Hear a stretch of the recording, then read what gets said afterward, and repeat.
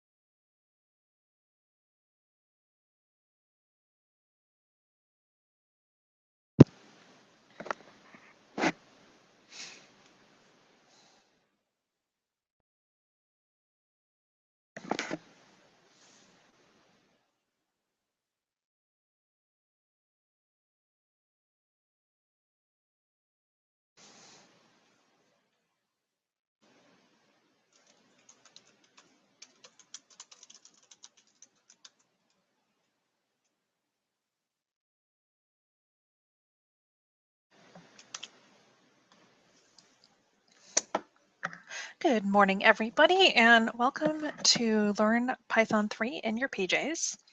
I'm Katie Cunningham. I am the Director of Technology at SpeakAgent, which is a local, to me, DC area startup. We do ed tech, so we do stuff like educational stuff for the classroom. I'm also a writer for Pearson and O'Reilly, including Teach Yourself Python in 24 hours, which unfortunately is still in 2. I'm trying to convince them to let me do the 3 upgrade. So how does this class work? As you probably know, we're doing this on Hangouts on Air. If you're watching this on YouTube, you probably want to go to the Hangouts on Air link. There should be a link somewhere on the page that will boot you over to the actual Hangouts on Air page. And the reason for that is there's a lot of important information there that, you would need to, complete this class or to participate in this class. So Hangout on Air has a couple of features. One of the features is the showcase. If you look up, you should see somewhere up at the top a block with little blocks inside of it. If you click on that, there are a bunch of links in there. And those links are things that are quite important to this class. And I'm actually going to pull up the Hangouts on Air page so I can tell you about them. So um, first of all, there's a link to the IDE that we're going to be using. It's an online IDE called Cloud9, which I'll go over in a minute.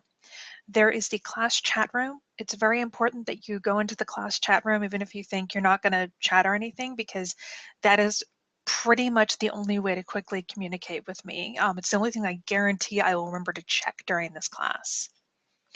Below, there's also like a few things like a list of Python 3 resources, my YouTube channel, which I'm not doing this to promote it. It's actually where the class will be saved when it's all through it. It might take a little while to process because these classes are long, but that's where you can go and see the class later on if you want to review, or if you want to look at the other classes I've taught, because I've taught all kinds of other classes.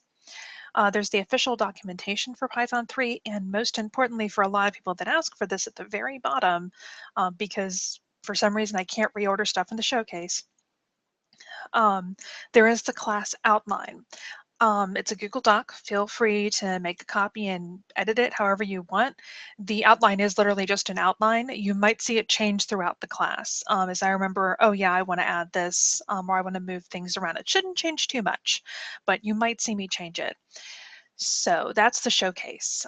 There's also another link, and let me see. Close the showcase so I can see what it looks like. No, come back. There should be another link up there. And that one it look like a little like balloon that says Q&A. That's the Q&A app. You can ask questions in there.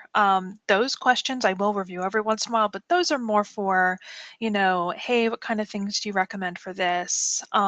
It's not an, oh my God, I can't get my thing to work, because whenever I use those, it actually will create a link in the video. So that isn't really a place where you'd put like immediate help. I also don't check those as often. I do regular stops to check the chat, but I only check that one, you know, every once in a while, like a couple times in the chat. So let's see. What else? I'm pulling up my notes again. Also, there's a bit of a lag between you and me. I think it's about 5-10 seconds, but that's one of the reasons why I may not immediately appear to see your question if you do have a question. And it also might be why the times seem off. Like it might be, you know, 9:41 for you, but for me it actually is 9:40. So using Cloud9. Cloud9, as I said, is an online IDE, and I have it up right now. And I am going to have a short break right after this intro so everybody can get set up. So if you're already set up, great. If you need help getting set up or you need to do the silly CAPTCHA or stuff, then you have a few minutes, don't panic. With Cloud9, you can actually see what I'm doing. So I can share my workspace with you and you can see what I'm coding at any particular time. And you can share with me. If you're having really bizarre issues, then all you have to do is, you know, put a link in the chat under the share icon, and I'll be able to see what you're doing and help you correct it. About copy and pasting. If you have an error and you want to share it with everybody, do not use the chat like directly. Don't just paste it into the chat. Use dpaste.com because you can put all your error in here and paste it. So this is a test, paste it, and you can share this link, which is very nice. So also in C9, if you copy and paste my code, make sure you deselect it because I can see that you've copy and pasted code. And when I have 15 people who have copy and pasted, it actually gets really hard to see. And then I have to move to a new window. They're trying to fix that, but they haven't fixed it quite yet. So let's see. I'm going to give everybody like 5 minutes to go ahead and set up their cloud, or actually no, I'm going to go over the overview first, or if something goes wrong. And then I'll give everybody a chance to actually get logged into Cloud9, and then we'll set up a workspace. So if something goes wrong, you will want to get into the chat first, and the chat is at tlk.io/PyLadiesDC all together. So if you get a weird error, go in there first. I have a couple of aides that are going to help out, and I'll be checking it regularly. So make sure just to go there for immediate issues. And as I said, for longer questions, use the Q&A app because it'll work better for the video, and I might miss it in the middle of people having issues that I may just not see the question. So an overview of the class. The class outline is in the Intro to Python class document, and we're going to go over pretty much everything that I can get to. We'll stop short of creating classes and object-oriented design. We may get into it if I discover that we have a crazy amount of time left over. I will at times be talking about the differences between Python 2 and Python 3. So if you're a complete novice, you can kind of ignore me when I start going on, oh, it was done this way, now it's done this way. There won't be too many interludes like that, but you know, don't get confused. For more experienced ones, pay attention because these are the things that can kind of trip you up. But I swear there's not too many of them. This is actually one of the easier language transitions that I have been through. Let's see. I think that's all we have right now. So right now, go ahead and go to c9.io, and I'm going to open up a private window so that I'm not logged in. You can sign up here with just an email address, which is fine. They make you do this really weird CAPTCHA. Last time I was in a class, we had an issue with it, but that was more due to the connection. And they also did this weird pick all of the blah things. If you can, oh, stop moving.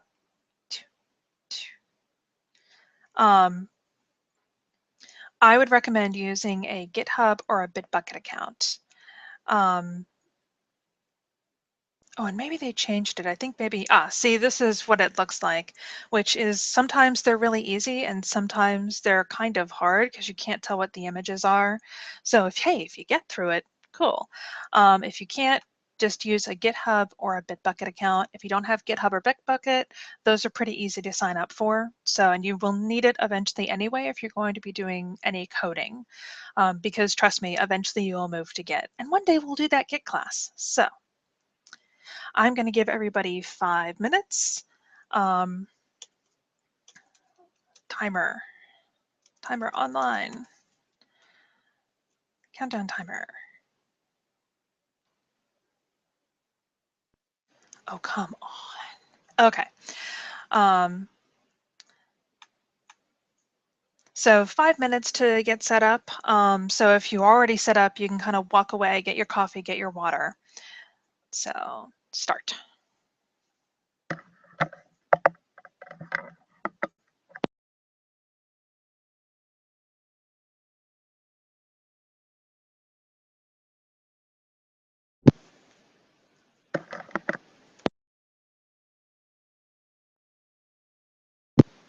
By the way, if you see iTunes come up on occasion, it is because I totally hit the wrong button on my headphones and I need to just disable that. And I totally shut down my timer. So I'm going to reset it.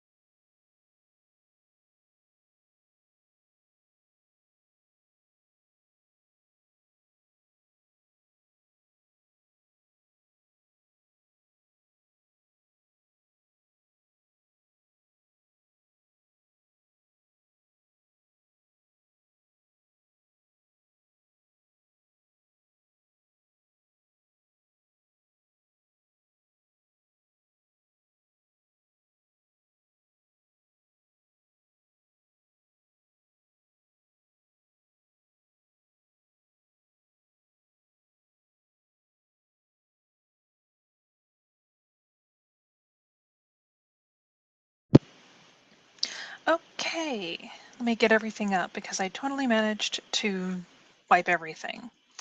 I on occasion quit Chrome on accident, and I'm going to change that right now.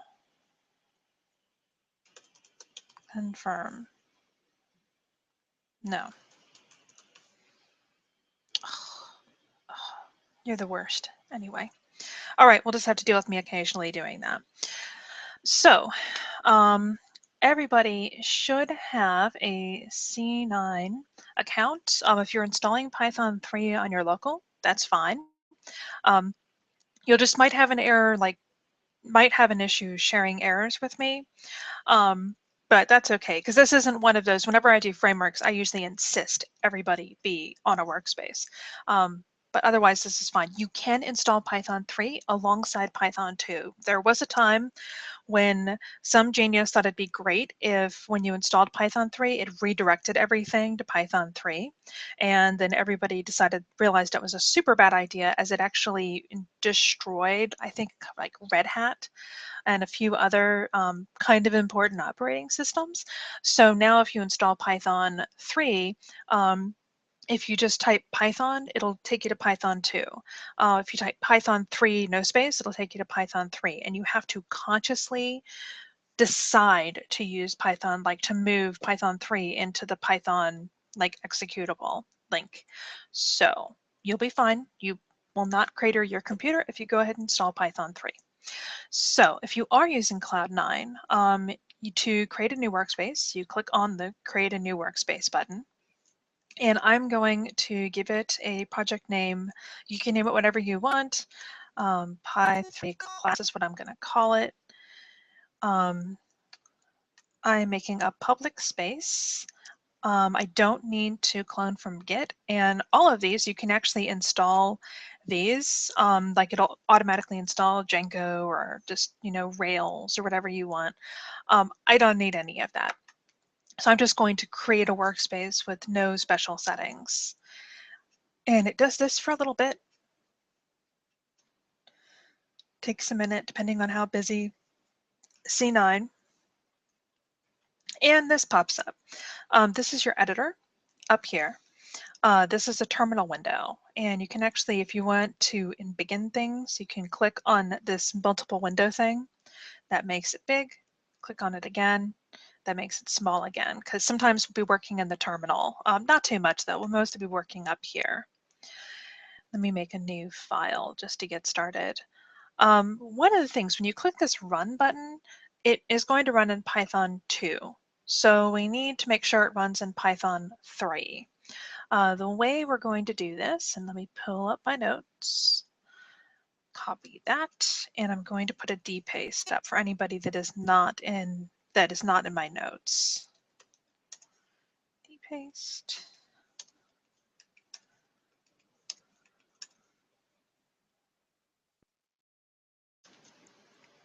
And if you're going, I can't see that, actually I'll make it bigger for anybody later who's trying to find this. So there, pause your video now. If you're watching this, 1,000 years into the future. Otherwise, I'm going to go over here, because by the way, dpaste, these things do go away eventually. For anyone on C9.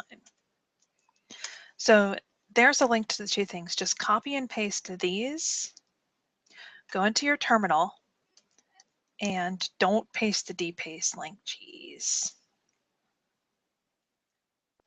Katie. Okay. Just go ahead and copy and paste both of them. So you should have 2 lines, and if you type Python at this point, it should say 340, and you can do Control-C, Control-D to get out of it, and that's also on Macs. You do Control-D. So at this point, you should be running Python 3 if you ever hit the Run button, and I'm sure we'll have a few people that will have issues with that later on, so we'll fix it when we get to it. The funny thing is, it takes a while to see the difference between Python 2 and Python 3, because there's a lot of things that they kind of backported to the later feature releases of Python 2 to make the transition easier. At first, the code just wouldn't run because there were like little tiny differences. Now they pretty much work. So let's get started. So what is Python? Python is an extremely powerful language. It's also easy to read, which is a huge benefit. That makes it excellent for people that are beginning to code, that are just learning. It also makes it a pleasure to code in. The longer I program, the longer I code, the more I come to appreciate enjoying the code that I'm like currently viewing. Because I have worked in PHP, I've worked in Java, I do work in JavaScript now. My current job is JavaScript and Angular and Django. Um, I've worked in a number of languages, and Python is honestly the most pleasurable to view because it's very clear what's going on. It kind of forces you into good habits. So I really enjoy it. And it's also, as I said, very powerful and very easy to extend. So you can take the core language and then pull in lots of things that make it easier for you to do all kinds of other things with it with minimal code. So it's also used for all kinds of stuff. I use it for web development, but there's also people who use it for scientific reasons, like dealing with data, people use it for games. It's not a huge gaming language because it's still slower than C and such, but games like EVE Online, which is the largest single instance MMO, uses stackless Python. And also more and more games use Python in certain areas. So it's becoming more popular. There's also kind of a big a little bit of an indie resurgence that it's going through a nice time when people are using it more. Now 2 versus 3. Python 3 has actually been around for a while. We're on 3.4. And so it's been around. I remember when I first started Python, they were just starting to introduce it, and that was about 10 years ago. So it's been a slow transition, and the reason for that, there's a few reasons for it. One, originally there wasn't a great transition plan that, they didn't have, it was really hard to transfer your code over. So the porting support wasn't there. There was also resistance because there's so many things that use it, like Django, Flask, Plone, SciPy, all of those, that people were reluctant to move their code up. And initially it was also slower. So people were just, why should I switch over to a language that's slower? And we'll get into why it was slower later. Now it is actually not slower. They're very comparable. Occasionally you might run into an instance where Python 2 is faster. There are also instances where Python 3 is faster. So kind of, if it really is important for you to shave off, that time, then you might want to consider using, one language over another for that brief period. But I guarantee you that gap is going to continue closing for all things, and eventually Python 3 will be faster. What are some other things? A lot of times, it's actually funny, Python 2 versus 3 when I'm teaching it, doesn't look a whole lot different. So if you go into the differences between Python 2 and Python 3, many of them are higher level things, or the fact that they now love iterators instead of just lists, but in practice they work the same for most of us. There's a few tweaks you might have to do. So I would recommend if you've learned Python 2, you do not waste your time because the transition is going to be super easy. If you're just learning Python 3 and you're starting off, also, super easy, you'll be fine. And you'll be able to read Python 2 code, no problem. So first, the basics. This will apply to everybody that's using both Cloud9 and has it installed locally. So here we have up here, this is our text editor. This is where we write code that we're going to actually save and run later. So this is, if I do print hello, and I save it as one.py, and all Python files end in py, not pi. I have to correct that often. You can just go ahead and save it. So here we have print hello. You know, we can have a bunch of lines in here. We click run. It'll actually run down here, and you will see this at the bottom. Your code is running it, blah, blah, blah. It won't actually do anything. If you go there, I don't think you'll actually see anything. So you can ignore this. But here you see the output of the code. And I'm going to unbingen. Down here is our terminal. Now, one thing you can do is you can open up a Python shell. Let me make this bigger. If you just type Python, you get this thing with the 3 angle brackets. That is the shell. And this is kind of Python like listening. Now, one thing I see a lot of beginners do is they start writing really complex code in here, and I don't recommend that. This is a place to mess around. This is a place to experiment. This is a place to maybe even get some docs and to look things up. So don't do your code like your serious coding here, because if you do it here, it's really hard to cut and paste it and put it into your file. Just trust me on it. You have to do a lot of cleaning up, and unless you're an expert Python person or at least an intermediate, that can be really hard because it screws up with the spacing and everything. So this is just to mess around. Oh, and to get out of this, as I said before, hit Control-D, and that'll put you back to your terminal. If you installed Python, you should have an editor called idle. And if you are using idle, you should pick idle 3 because that's the one that should be on your computer. And if you're on a Mac, I think, let me check, idle 3, open, okay. If you're on a Mac, just type idle 3, see? And it will open up idle. And with idle, it'll give you that warning, whatever. So with idle, it gives you a nice shell, and if you hit Command New, you get a file and you can run. It's basically a nice little editor, or you can use the editor of your choice. Use whatever you want. So just know that I will not be able to troubleshoot you today because I can't see your screen. So let's start off with the basics. Anybody who's used Python 2 notices that I put parentheses around print, around the thing I wanted to print. That is because print is now a function, a built-in function. We'll get into functions later.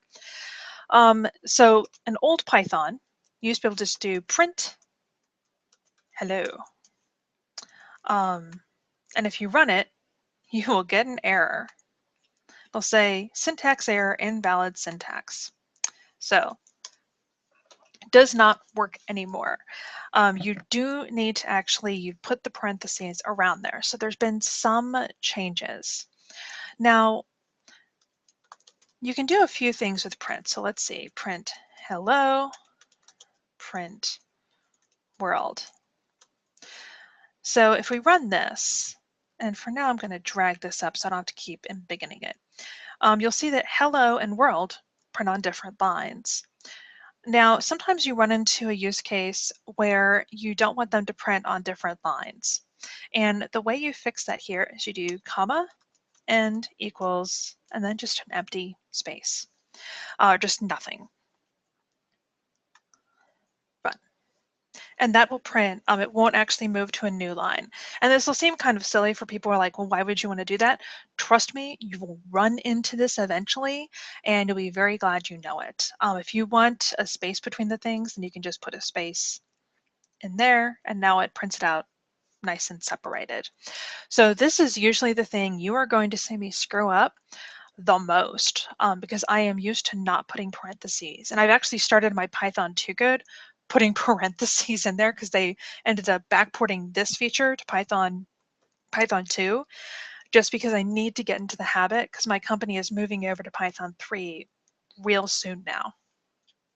So, by the way, I'm going to share a link. Preview? Ooh, I wonder what preview does. That's new. Open. I don't like that. No, we're not going to use preview. You don't need to download all this stuff. Copy. I'm going to put this in the chat. So there you can see it. Just please, if you copy paste everything, do not, just remember to deselect. So if you do this, deselect it. So that is print. And that's the most basic, like this is your hello world. This is how you would get hello world to print on this screen. So setting a variable, this is one of the things that if you've worked in typed languages like Java, usually drives people a little crazy, because in order to create a variable, all you have to do is give it a name. So I'm going to have it be car equals Scion XB, because I just got a new car. And that saves the value Scion XB into the variable car. Now, a car, oh, and I see all my people jumping up here. A variable is just like a cup. You can put values into it. You can change the values. You can get some information about the values. You can actually empty it. So that's what variables are. You do not need to set, like what kind of variable it is. You can even change. So car equals 2015. This will run. Won't do anything. Like here, print car, print car, so you can see. Print Scion XB, it prints 2015. You can even change the type of stuff in a variable. This is important to remember because some languages don't allow you to do this, so they throw an error. So many people just kind of get used to that protection. Python allows you to, gives you enough rope to hang yourself. So be careful with this, because occasionally I have accidentally saved things like into it, and also my program's blowing up. So one thing you can do with variables is you can get some information about them. Now, all data, all information has a type. It has whatever it is. So you can use this. Type car. Actually, I need to print type car. Run this. And it will return what type of thing it is. And we'll get into all the different data types. Well, not all of them, but we'll get into the most important data types as we go along. So, and I'm quickly checking here because it keeps buzzing at me. Okay, I don't care about those. Don't care. Don't care.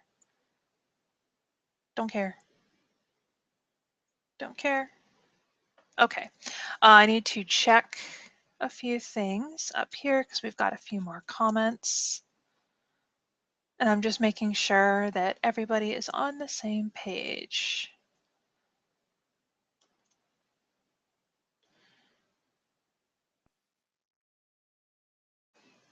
And everybody seems fine. My phone blows up when people comment. So let's go to the next thing. Let's do some math. Math in Python is really simple. So it's going to look very similar to what you've done before. So if we do print 1 plus 2, run, that'll return 3. Print 2 minus 1, that returns 1. So very similar.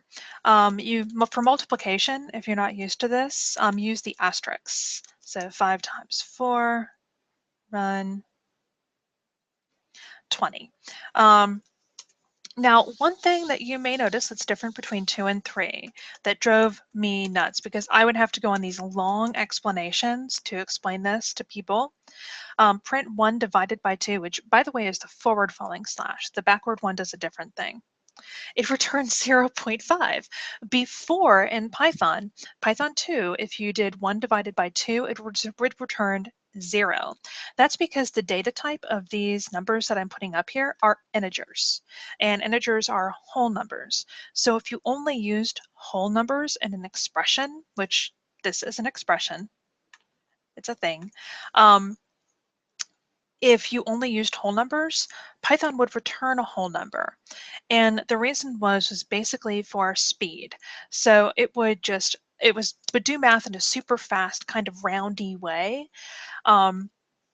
So it would be like, okay, close enough. Because 1 divided by 2 is 0.5, it would lop off the 0.5 and return 0. This did make Python 2 faster for a long time. This was one of the main reasons why Python 3 was slower for a bit. They optimized in other places, so that's why they're closer now. But if you look at anything where it says Python 3 is slower, I guarantee you they're talking about 3.0 and not 3.4. So that's some very basic math. Now, these are all integers called ints. If you hear us talk, most developers will shorten everything to ints, to like int, bool, that kind of stuff. You may also have 0.5. That is a float, so that's a decimal number. And it's actually, if you do 5.0, that is also a float. It doesn't automatically say, well, there's nothing after there. That is still a float. So we have ints and we have floats. And if we print type 1, print, no wait, forgot a parentheses, print type 1.0, and we run it, int and float is what is returned. This is also useful if you're not quite sure what is in a variable because you're running a program and there's user input or input from the internet or another program. If you really need to check to see what type is coming in, type is very useful because you can stop and say, whoa, that's a string, I need to do something. Speaking of strings, let's talk about strings. Strings are how you store text in Python. So we'll go back to my car example, XB, Zion XB, print car. And voila, Zion XB. So that's how you save text. You can save books of text or you can save just a little bit. There really isn't a hard limit except for the limit of your computer, that when you run out of memory, you run out of memory. So, you should kind of be careful about like using too big of strings. But honestly, at the point where the string is so big, you're crashing your computer, you probably want to refactor your program. With strings, you can put double quotes or you can put single quotes. Da, da, da, da, da. And it's fine. However, you cannot, what? No. Okay, I have to open up my stupid workspace again. Arr. Open. However, you cannot mix them. So just be careful about that. So, end of line while scanning string literal usually means you screwed up your quotes. Go check that out. A quick aside, so let's see, we're talking about Brian O'Malley. This is not going to run because of this quote. So if we run it, we get that invalid syntax this time. There are two ways to fix this. One, the way I don't prefer is just changing the quotes on the outside, which sounds like a great idea until you get really complex strings and it can be a little harder to debug. The better way to do it is to put an escape in front of it. An escape is a backward falling slash. And that basically says, I need to do something special here. And if you do backward slash and a quote, it'll know that you don't mean the end of the string. So run this. That works perfectly fine. So let's see. Double quotes. You can also get the length of a string, which can be quite useful, by using a built-in function called len, L-E-N, and print len. Run. Ah, what?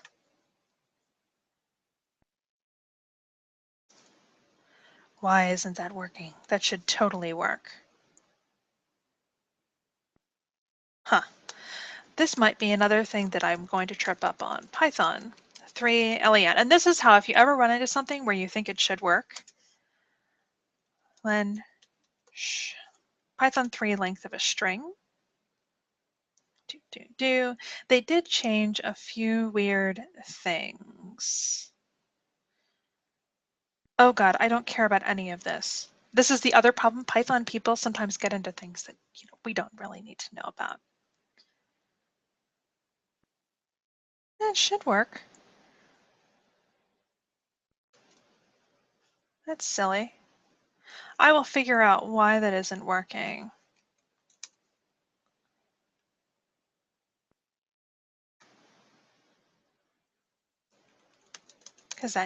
I get it. What did I tell you before, that I was going to screw up print all the time? Yeah. There you go. So Brian O'Malley is 14 characters long. Don't forget that Python does count spaces. It counts everything that is a character. No matter what it is, it will count it. So if you need to see how long something is, so for example, if you have you don't want somebody to put in like 600 characters in as their last name, then that's something you can check for. So,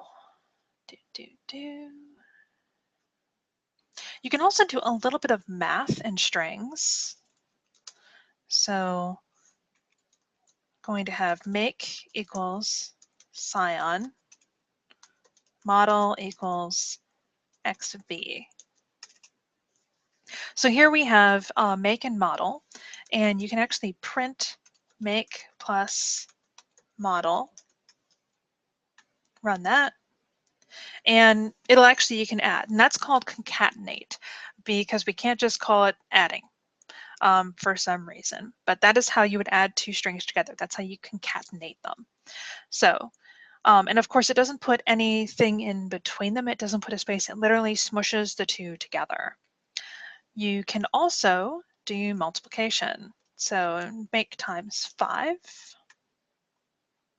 prints out that string a certain number of times, which seems kind of silly, but it can be quite useful if you want to do some special formatting, like put little equal signs under something that matches up perfectly. I do this all the time if I want to have some nice output I'm not using some kind of GUI interface. So, and right now, if you're confused as to whether you're using Python 2 or Python 3, just real quick, do you print 1 divided by 2? Run it, and you should get 0.5, not 0. So if you get 0, you're on the wrong Python. So let's see, I'm going to take a real quick break just to make sure everybody is on the same page. Let me double check. Yeah, see, everybody's like, parentheses, you forgot your parentheses. Yeah, I'm going to screw that up so much. Do as I say, not as I do. No more questions over here. And if you see me going like this, it's because my other screen that I have all my information on is up here. And no questions over here.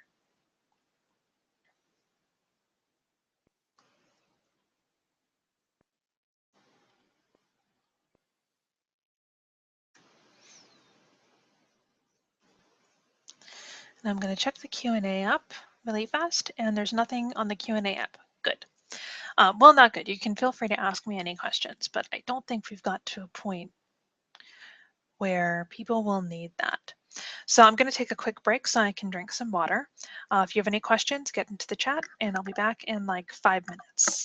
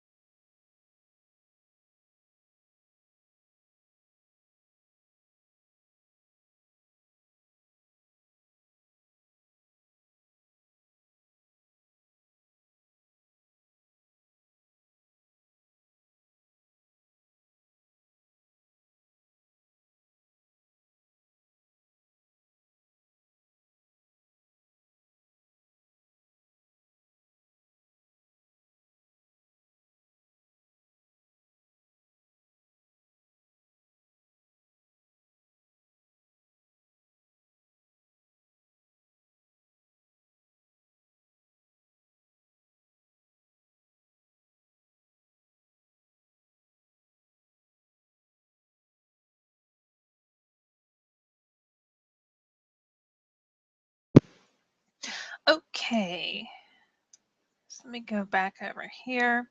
By the way, just to be clear, because a few people asked about this, you want the links from the dpaste, you want to paste in your terminal where it says like bash something else.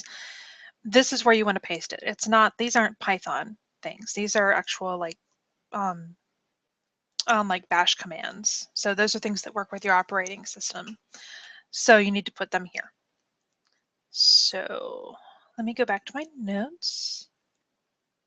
And everybody seems to be, oh, apparently there's a drop down. Change it to 3.4.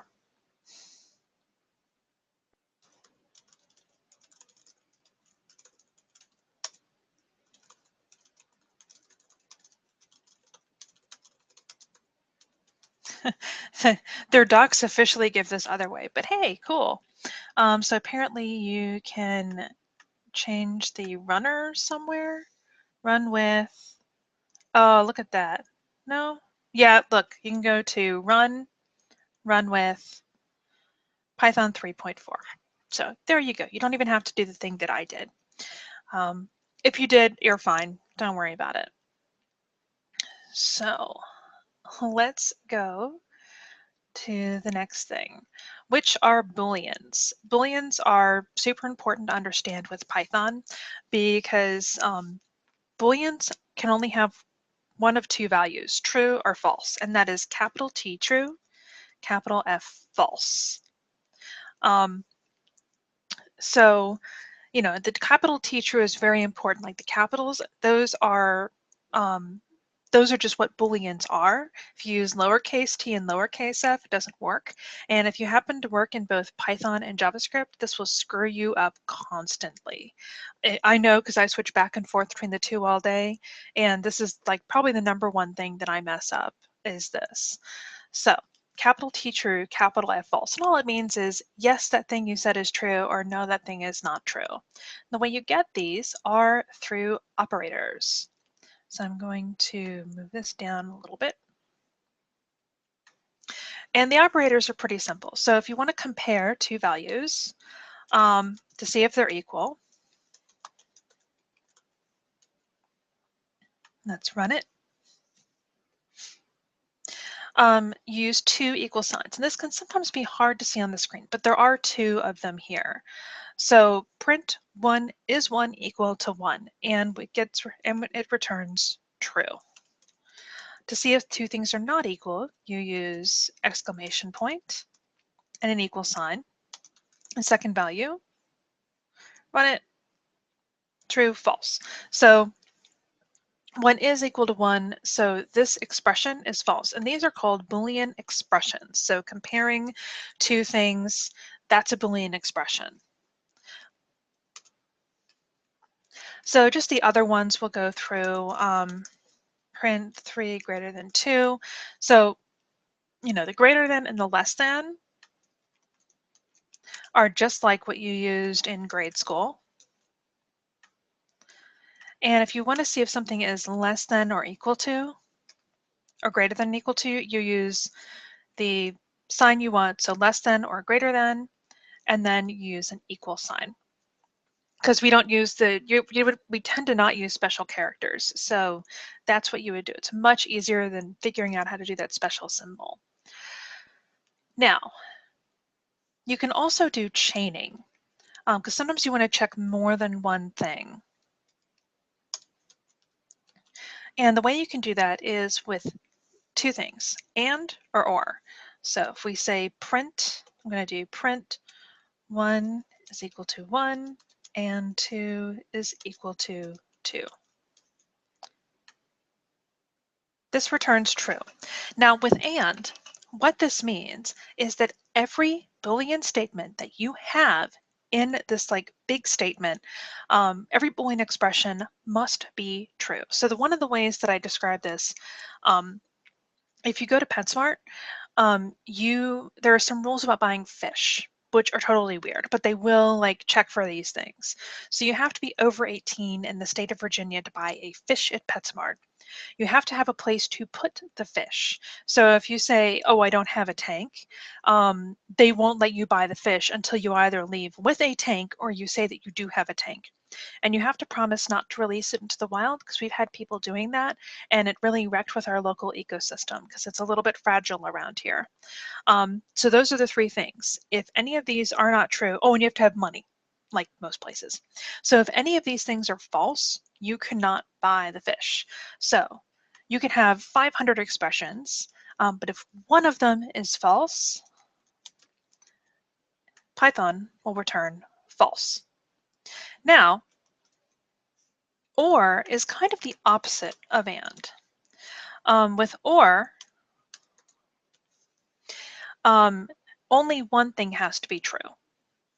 So once you go pay, they say, we take cash or credit or debit or gift cards. And you don't need all of those things. You just need one. So as long as you have one, you're good. So if we run this, it will return true. But if everything is false, so I'm going to change these. If everything is false, it does return false. So, that's kind of the cool thing with and or. Now, some people talk about, well, what if everything's combined? What Python does is it starts at the first one and it says, okay, this is false, or false. With and, it will actually go through until it gets a false. Then it will return false. Otherwise, it'll have to be of all ors, it has to go through each one. But the second it knows that the whole statement is going to be false, it stops. So just know that. That's tripped me up on some weird times when I'm like, why didn't it check this one thing when it should have gotten an error? Why didn't it happen? That's why. It just stops as soon as it knows the whole statement is false. So just a quick aside for anybody that runs into that oddity. That's not oddity. It's actually a good idea. So we also have the keyword not.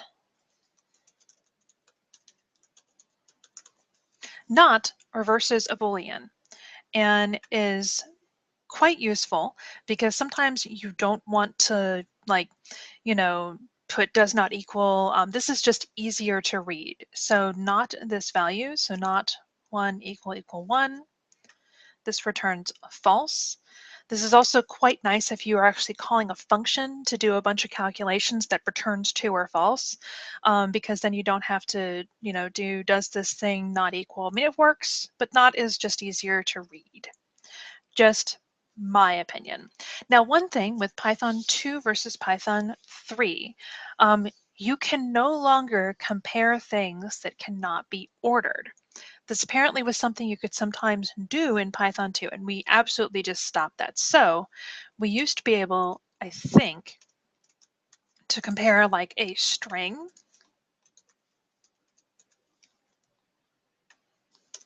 like greater than 1. And it basically says unorderable types. I cannot put string and int into an order, which you shouldn't have been doing anyway, because that's really hard to read and kind of obscure. So this will no longer work, thank goodness. So basically, if you cannot put things in order, in a certain order, it will not, it won't run. You'll just get this. You'll get this error down here. Now, why are Boolean statements important? And that's because of the thing we're going to go into now. One of the first ways that Boolean expressions are important is because you can use them in something called if statements. And if statements are kind of cool. So I'm going to set name to Katie. If name is equal to Katie, and I'm just typing out right now, and I will explain what everything is. Print. Hi there, friend. Print. How are you? Oh, and yeah, why isn't this going to work? Parentheses. See, I wonder if this will work. Nah, it works in my regular Sublime, where you can just copy things and put parentheses around them, but it doesn't work here. Okay. Oh, and by the way, print, you can totally have a space there. You shouldn't, but it works.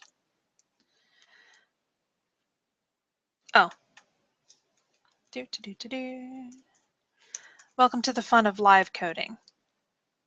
Okay, So what an if statement does, it will only run certain code if something is true. And the way it decides what code to run is what is in a block. So print, it's a nice day.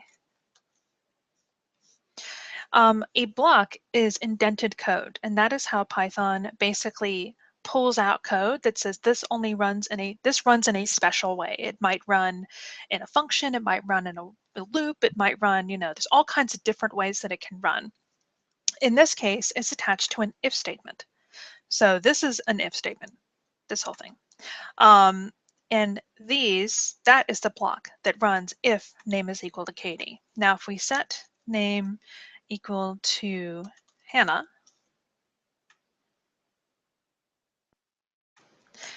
this will not print out. With most editors, blocks happen automatically. So if you have like if name equals Katie, it'll automatically indent for you. So just look at where your cursor is. If it does not indent for you, you need to use 4 spaces is the standard in Python. Don't just hit the tab key unless you've set tab to insert 4 spaces, which you can do with pretty much every editor out there. The reason you don't use tabs, it seems like it works, but it can be really hard porting over to different systems. If you happen to get a mix of tabs and spaces in there, it won't work. So I recommend always use 4 spaces. Also, that'll be the first thing that another Python person will see and just fix. They're like, I'm not dealing with this, and they will change all their tabs to spaces. So that is a basic if statement. Now you can actually make these a little bit more complex. So you can add an else clause, which is kind of like in, what is it called? In English syntax, English grammar, you have, you have a like core part of the statement sentencey thing, and then you can have a dependent clause. It's kind of like that. As you can see, grammar is not my strong point. Print, hi, stranger. So what this does, if name is equal to Katie, this block is run. If name does not equal to Katie, print this. So let's run it. And it prints, hi stranger, how are you? And if we change this back to Katie, it'll only print these 2 lines.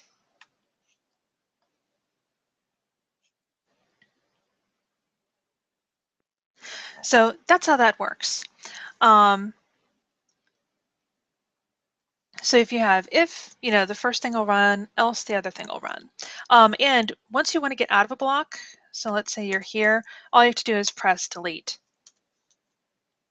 And it'll get you back to the same line. So just remember, blocks always have to be on the same line. Now if you screw up, and let me go back here and just mess up one of my blocks, you will get indentation error, which is thankfully a very clear error. It just means your indentation is off. There you go, that's how you fix it. So another thing you can add to an if statement, another clause you can add is called an elif, which means else if, and it requires a Boolean expression to go with it. Name equals Hannah, print hello, small one. Hannah's my daughter's name. Print run. Oh, let's change Katie to Hannah. So what an if statement will do is it'll run through each thing. So the first thing, Hannah does not equal Katie. We skip this block. Name equals Hannah. Cool, it'll run this one and just skip to the end. So it'll do this. It'll run the else if it hasn't run into anything that's true. And you actually don't need the else. You can just get rid of that and run it. And that's totally valid. You can do if, elif, elif, elif, elif, and you don't need an else. Else is optional. So I'll put that back. So that is how if statements work. And probably the biggest stumbling block for most people is getting blocks correctly. And trust me, if you're going, oh my God, I'll never get this, in an hour, you will not, you'll be perfectly fine. So the next thing we're going to go over are while loops, or no, input. Input is a little different than it was in Python 2, and I'll explain that in a second. Input is how you get user input. There's many ways to get input. This is the most basic. So if you have a program that just runs on the command line, this is how you would get input from the user, and it looks like this. So name equals, so actually print name please. Name equals input. And if we run this, it's just kind of waits. And if I put Katie in, actually, let me print name. Gonna run. It prints my name out. What input does is it takes whatever the user types in and stores it into a string. Now, this is different from Python 2. In Python 2, that was called raw input. Raw input has gone away. It used to be that input took literal values, so you had to give it a number or a string in quotes or a list or something like that. They did away with that because, wow, was that always a bad idea. Now it's just input. So what is returned is always a string, which means you might have to do some conversion. So let's say age, and we're going to say, going to switch around some things. Age equals whatever they input, print age, comma, type age. So put 35 in here. And 35, even though it prints out as a number, is a string. So if we need to actually use it as a number, we need to do some conversion. So age equals int age. And we'll do this again. And we'll run it so I can show you how it worked.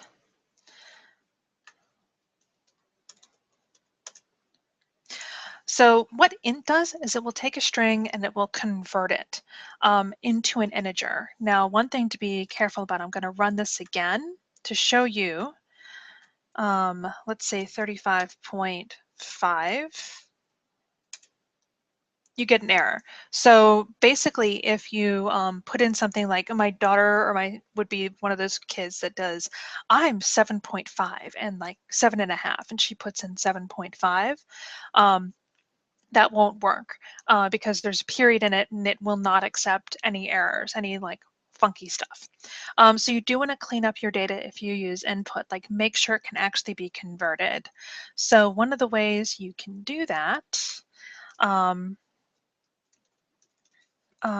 if age.is digit, age equals int age, print age type age. Nope, nope, nope. Else print no good. There we go. Oh, fine. Telling you, the print thing is the thing that drives me insane with Python 3. It was literally the #1 thing of why I didn't want to convert over. So here 35 does fine, and this time I'll pretend to be my daughter, 7.5. No good. So you do want to clean up your data because users are the worst. You want to make sure that, you know, when they actually like give you data, that you make sure that you clean it up and make sure it works, because they will do all kinds of stuff like this. You can also convert into floats. Age equals float age, print age type age. Let's run this again. Pretend to be Hannah again, 7.5, and that works. But of course, if she types in like literally 7, it won't work. And we will get into, let's see, do I actually run into that? I don't do try except, huh? Well, maybe I'll add that. Um, if we have time, I'll get into try except. All right. There's basically a way for you to try to do some code, and then if it doesn't work, do something else, which might be failing gracefully, getting input again, that kind of stuff. So the reason why I go into input is it's very useful when using while loops, which is what we're going to go over next. But I need 5 minutes to drink water again. Clear. 5 minutes to drink water and get up and walk around. So I recommend that if you've been sitting, walk around for a little bit and don't get like, butt aches like I do.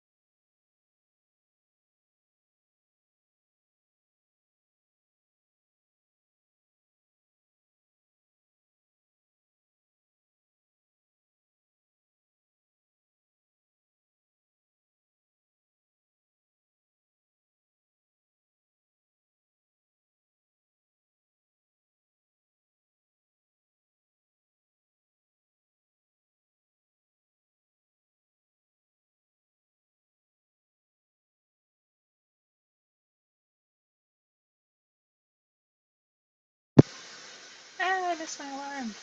Okay, come back here, Chris. There we go. And discard there. All right. To make sure there's nobody chatting. All right. I'm running 2.7. No, I'm running Python 3, I think. Let me see. There's a way. Print.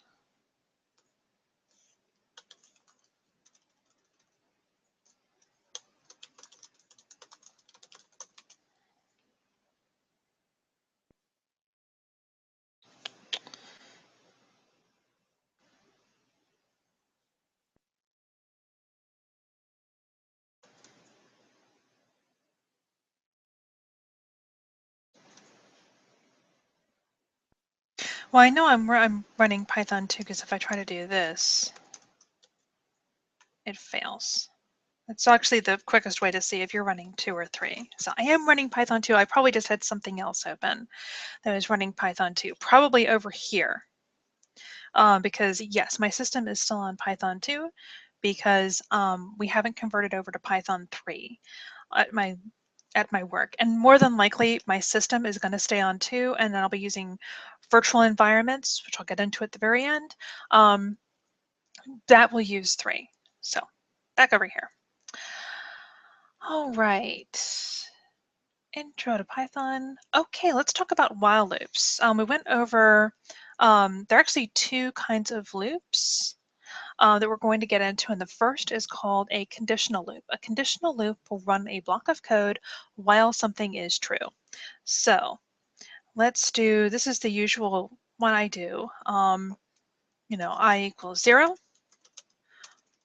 while I is less than 4, print I, and then print done. I plus equals 1.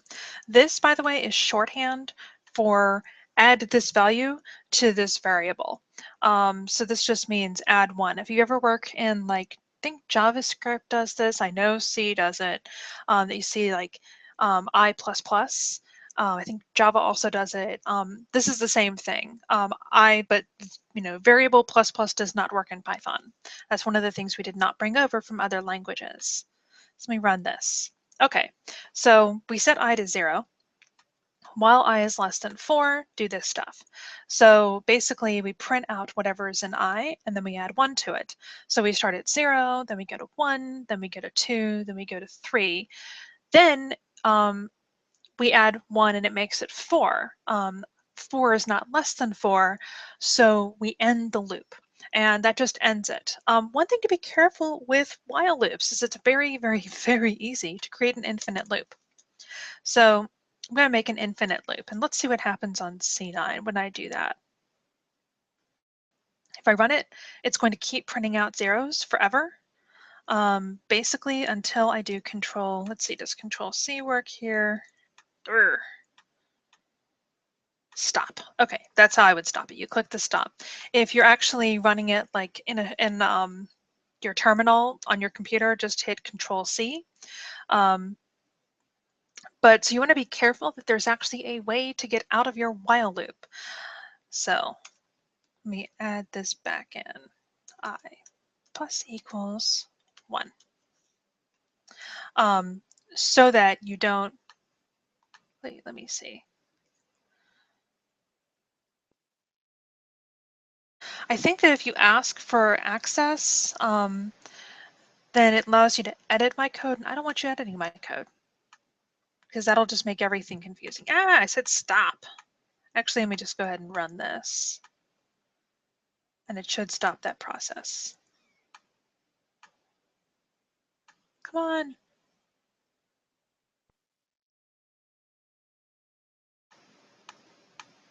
Or I just crashed Cloud9, whatever.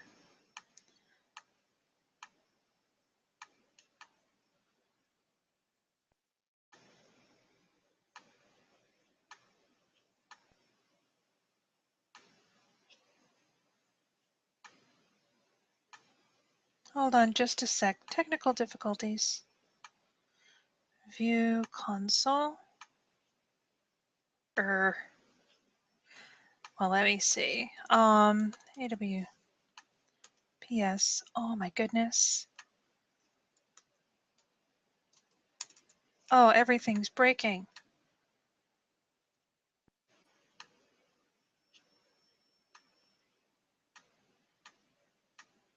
Stop. Run.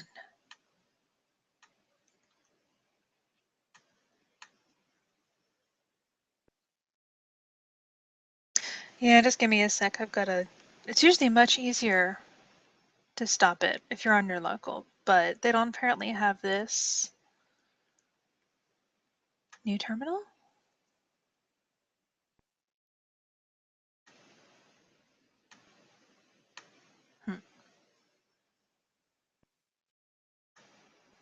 Yeah, see, it's using up all my memory and CPU. Come on. Yeah, let me just try reloading it. There we go. Okay. Let's run it now and it should work. Okay, good. If you're on C9 and it just crashed your system, just hit reload and you should be fine. So that is a while loop. One of the things that you can use, because it'll run each time, there's two nice keywords you can use. One of them is called continue. So if I is equal to 2, print skipping, continue. We'll run this. And this will print. No. Why are you doing this? Oh, I see. Ha. I see why it's doing it.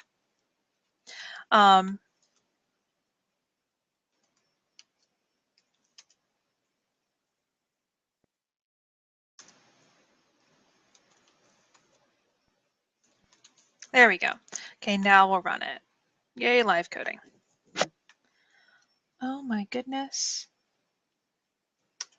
It really does not like infinite loops. Oh my goodness. Okay, note to self in the future.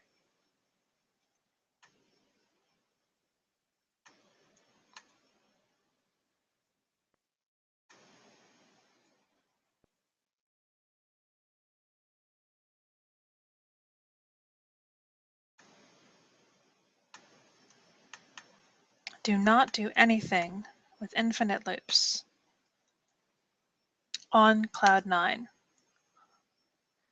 You see what it's happening to my local?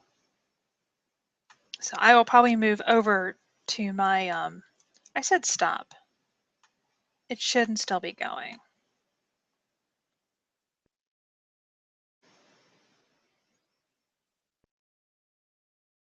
It says stopped. See that? It says stop. So we're going to skip that. But basically what continue will do is it'll not run the rest of the code in the block, but it will return to the top and keep going. And I'll show you this with for loops because that'll be a lot easier. So don't do what I did here. Don't crash your thing. Let's see. You can also break. So if I is equal to 2, break. Print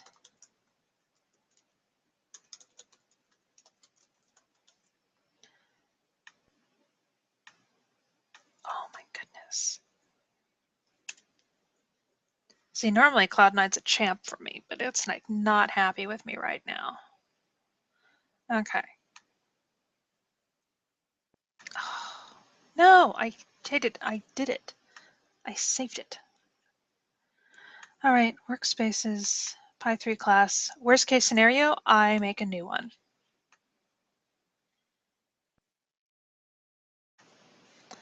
And I might need to take a second to get everything running again. Stop.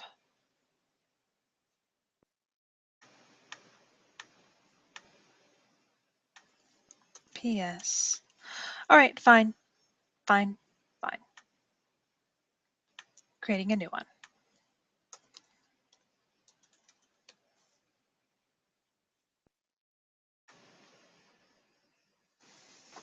And I'm going to file a bug with them about infinite loops, because seriously, that's silly. And this time I'm going to do it this way. I'm going to see if I can find where that person had the runner, because I also saw another way to do it.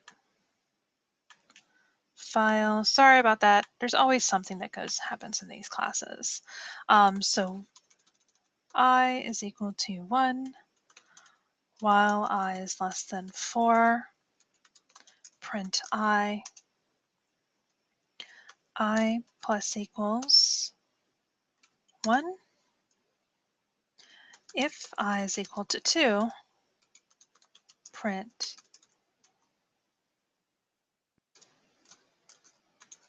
stopping, break.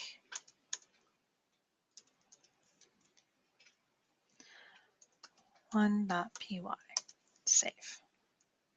Okay, let's run this. And this will run as Python 2 at first, but I'm going to change the runner to Python 3.4 and run it again, just to make sure that works. Okay, so here's what happens. Break basically says break out of the loop. And the reason break is important, not only because, sometimes you do want to break out of the loop at a certain instance, like if you're searching through a big list, but you can't just use like the usual search functions, it's kind of funky. This is a great way to search through a list. And one of the reasons why you will see this is because this is a very, very common pattern. You'll see while true. While true is automatically an infinite loop. But the reason you would use break is sometimes there's just different places you want to break. So, okay, if they enter this number, if their name is this, if such and such happens, otherwise, you know, we need to do this other thing. Sometimes there's a bunch of cases where you want to break, and you don't want to do something where you have a bunch of Boolean statements, and 2 is equal, and these are just random like things, or this happens. You don't, this is really hard to read after a while. Like this should never be more than like 2 or 3 things. Otherwise, you may want to consider just using while true. So, oh, and by the way, let me give you a new share link. No, I don't want preferences. I want share, copy.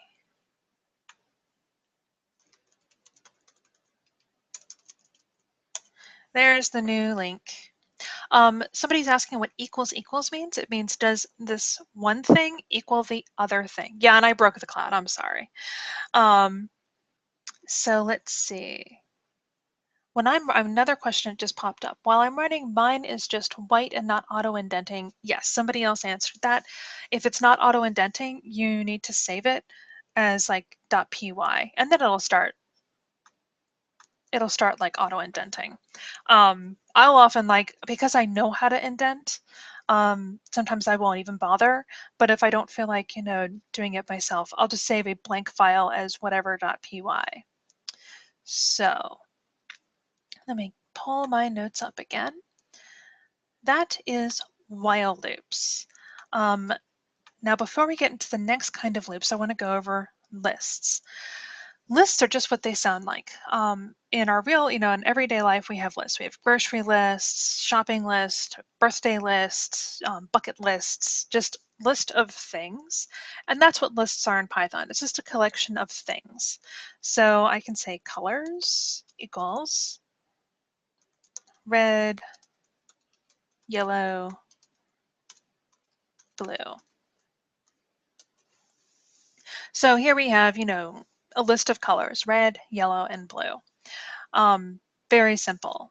And we can print colors just to show you. See, red, yellow, blue. It's just a list of things.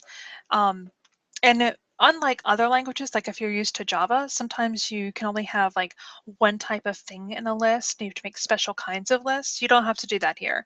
You can put whatever you want in a list. It can be numbers, a mix of numbers and strings and other lists and just all kinds of stuff.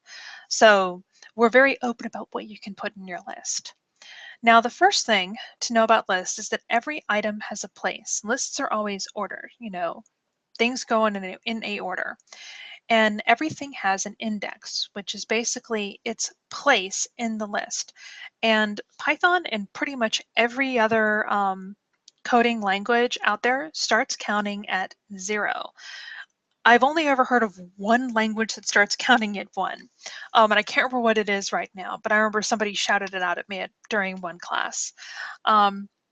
So the item in the first place is at the 0 index, the second place is at the 1 index, and at third place is the 2 index, and so on. And the reason this is important is because you often don't want to deal with the whole list at once. You're often dealing with just an item in the list. So if you want to get that item out, you say colors, like the name of the list, square bracket, the index number, and square bracket. So if we run this again, we get red. And if we do like 1, it'll give us the first item, the second item, whatever is in index 1. So just remember, we start at 0 and you can just go 0, 1, 2, 3, 4. If you want to add something to a list, no, not colors. If you want to add something to a list, you use use append. So colors, period, append, and then the value you want to append. And I want to append purple.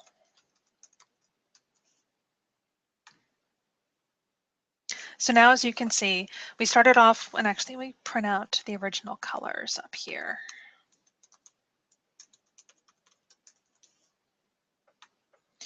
So as you can see, we started off with red, yellow, blue. Appending puts the value purple at the end. So that way we can have we can add things onto the end. And it's always to the end when you use append.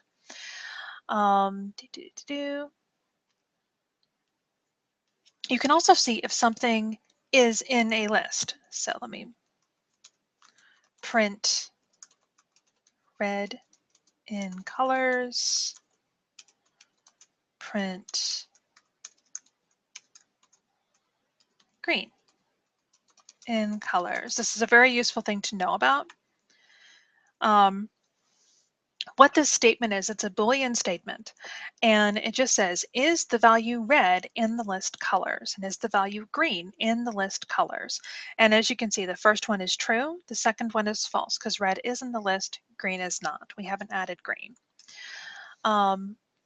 You can also slice lists, which is kind of nice. Colors, and it looks like this. Actually, I'm going to add some more values here. So I'm going to add green, indigo, which isn't actually a color.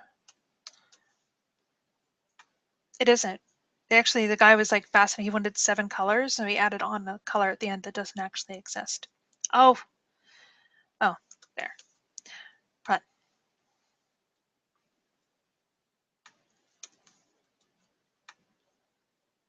Okay, so let me explain what slicing does. It basically, instead of one value, you have a value, a colon, and another value. And this says start at the item at index 1 and then go just short of the next index. So you get, even though it's 1 and 3, which I've always found kind of confusing, starts at 1, goes at 2, stops at 3. So it returns yellow, blue, which I use sometimes, but what is more common for me is to do something like this. I have colors, 1, colon, and then nothing. What this will do, let me run it to show you, will start at index 1 and give me the rest of the list. I use this all the time. I work with spreadsheets a lot because our everything manager at my startup, she does a lot of data management with the stuff that has to go in the database. And so she puts it into a spreadsheet. I use a module in Python to get it out. And the header is always there. So what I do is I use this to get everything but the header because everything's saved into a list. So this is very useful. You can also do this which will start at the beginning and end just shy of 3. So very useful. Those are good things to know, and you will see them quite a bit. Now, the reason I went through index through list is because the next kind of loop we have is called a for loop, and a for loop will run a certain number of times. It's called a counting loop, and it looks like this. So actually, why did I erase all my colors? See, there. I want my colors back. So for color in colors, print color, print I like color. And let's run this and then talk about what happened. So what a for loop does is if you give it a list, it will run through each item in the list and run a block of code. Now here we have our list, and what it does is it takes the item it's working on and stores it in here. And this is called a like the list variable. And and here this is a con pattern where you have lists are plural and the index is singular, but you do not have to have it. Like I could just call it, C if I wanted to, and it would still run. So the reason I just put color is that I find this much easier to read. And I often, some people say, oh, it would run faster. Python compiles into a file called a PYC, which pretty much optimizes a bunch of stuff. So I prefer readability over execution speed, unless it's really, really important that I get fast code, which often it isn't. For the amount that you would end up saving. So to get back to for loops, so it starts the first item, stores that in color, prints I like whatever that color is, and it runs through every item in the list until it runs out, and then it just goes back with the rest of the program. So print so many colors, run, and no, oh. And that's what it does. So print so many colors once it's done. For loops also can use continues and breaks, which will be a lot easier to show you here because there's no infinite loops. So if the color is equal to blue, print skipping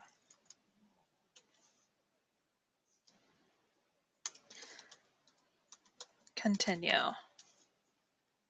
Let me make this little again, a little bit littler, and run it. And what it did here is it printed every color until it got to blue. Now, because color equals blue, we printed out skipping instead, and then we went back to the top. And actually, to let this actually show a little bit better, because that actually doesn't work. Run. Needs to run the opposite way. I mean, it worked, but it didn't do what I wanted. So it says, I like yellow, I like red, I like yellow. It skipped printing blue because when you hit a continue, it just goes back to the top and it doesn't do anything else in the block. If you've ever had somebody make you do the FizzBuzz challenge, this is one of the things you would have to know how to do if you wanted to do a basic FizzBuzz challenge. Basically, it is this coding challenge that I hate with every fiber of my being, because one person blogged about it and then suddenly everybody was doing it, where basically you have to, go 1 through 100, and if it's divisible by 3, then you print out fizz, and if it's divisible by 5, you print out buzz, and if it's divisible by both 3 and 5, you print out fizz buzz. The first time you do it, like, oh, this is super clever. But if you've been interviewing for a while now and somebody throws a FizzBuzz challenge at you, you're like, seriously, I've done so many of these. Please stop. Here's the code I wrote 5 years ago. Boom. So anyway, that's my rant about FizzBuzz. So that is how continue works. If we use break instead, I'm going to change this to ending and run. It says, I like red, I like yellow. At that point, it hit blue. We print ending, and then we broke. So basically, what happened was once you hit break, it exits out of the loop, does not worry about anything else. This can be very useful if you have a list of weird things. So you can search through the list to find a certain thing, and then you stop once you find it. This is something where you'd have to do like calculations or a database call or an API call or something like that. Now, as for lists, there's some interesting things we can do with lists. We've already done the is, blank in list, which is very useful. We can also say colors.index of red.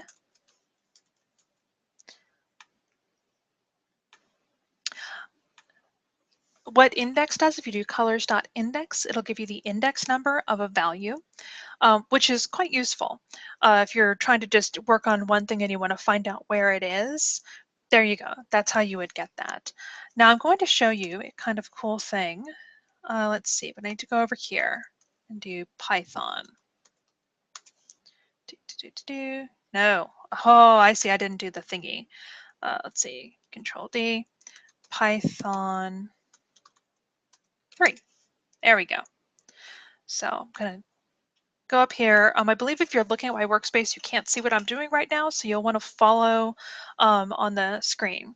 So I'm going to make a list. Nums equals 1, 2, 3. Okay. Help nums. Help is a built-in function that does this. Haha, it returns a help screen. To get around the help screen, you just can use your arrow keys. That's the easiest way to get around it. There's a few other shortcuts, don't worry about it. They're not consistent on every system. And some of them just print out the whole thing. So what this does is it prints out some of the help, some of the things that you can do with that item. If somebody's documented this correctly, it should be everything you can do. Now, the way you read a help screen, see all these things with double underscores, and those are double unders. We also call them dunders. Ignore them. They're not important. I mean, they are important, but only for advanced users. This is the stuff that you would use, like NE is not equals. There might be some special computations you have to do. Ignore them. This is what you want. It's at the very end. So you get stuff like append. Append object. So a string, another list, a number. Returns none, and it appends an object to the end. So that's kind of how you read it. Capital L is the list that's often like the variable. This is what you would add to the end of it, and this is what it accepts. This is what it returns. So it may not return anything. It might just do stuff. Clear removes all items from the list. Copy is a shallow copy of list, and there's differences between shallow copies and deep copies. It's a little bit more advanced Python that might be in like a Python the next level class. You can count how many things there are. You can extend. So if you have you can pass in a list and it'll actually extend your list to include that list. So this is a way you can learn more if you happen to be away from an internet connection or you just don't feel like Googling it. These are very useful, and I use these all the time when I'm, say, on a plane and GoGo internet is useless because everybody's streaming crap or downloading stuff. So that is what you do. You use help and then the item you want to get help on. So let's see. Now another thing you can do is you can actually do something a certain number of times with for lists. So I'm just going to show you what it looks like.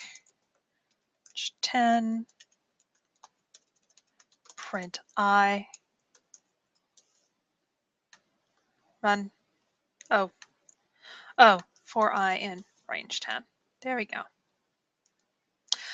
What range does is it starts, and I'm going to make this a little bigger, is it gives a list of numbers, essentially. Actually returns something called an iterator, which is a little more advanced concept. I won't get into it too much, but it basically gives a list of things that you can run through. And it starts at 0, and it goes to one short of this number. So that's basically the length of the list. So if you've used Python 2, you're really familiar with this. But what you may have been used to is that if you used range, it returned a list, range 19. And it doesn't do that anymore. It returns like an iterator. So range 0, 10 is basically saying this is an iterator. If, like me, you've actually used this to get a list of numbers, the way you would get that is nums equals list range 10. And this is a really common thing you're going to see more and more, that we will use this built-in function list, which basically creates a list out of whatever you have here. So print nums type nums.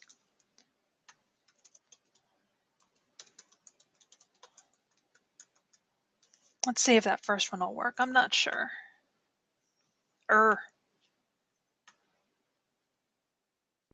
Invalid syntax. Nums equals list.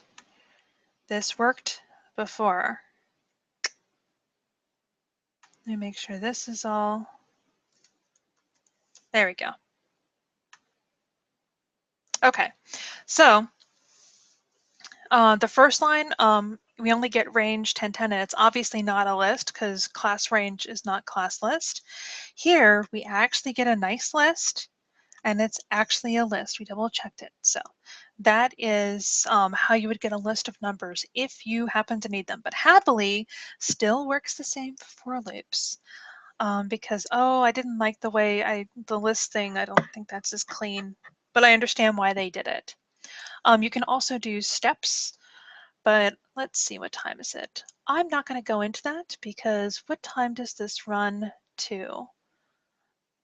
12:30. Yeah, we only have an hour left. I'm going to check the chat real fast. Oh, they got it. Okay. Okay, cool. And discussion about the 0 thing. Just checking messages. Okay, everything's good. So the last thing I'll go over for the next break, which I'm going to take about a 10-minute break, because the next things we go into are rather large, is we're going to go over dictionaries. Dictionaries are awesome. I love dictionaries. I use them all the time. And dictionaries are just what they sound like in real life. In real life, you have a dictionary that pairs a word with a description. In Python and in other languages, it pairs a key with a value. Keys are unique, values are not. So the way they look like, I'm going to do a dictionary of nums, because I don't feel like thinking very hard. One, sometimes I get clever and sometimes I'm just like, I don't want to type that much. 2, 2, 3, and I'm going to put a 4 in there just to show something later. This is what a dictionary looks like. It has curly braces. The values, the keys go first, the values go second.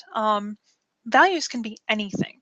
They can be dictionaries, lists. I think you can even put functions in there, all kinds of stuff. The keys can only be specific things.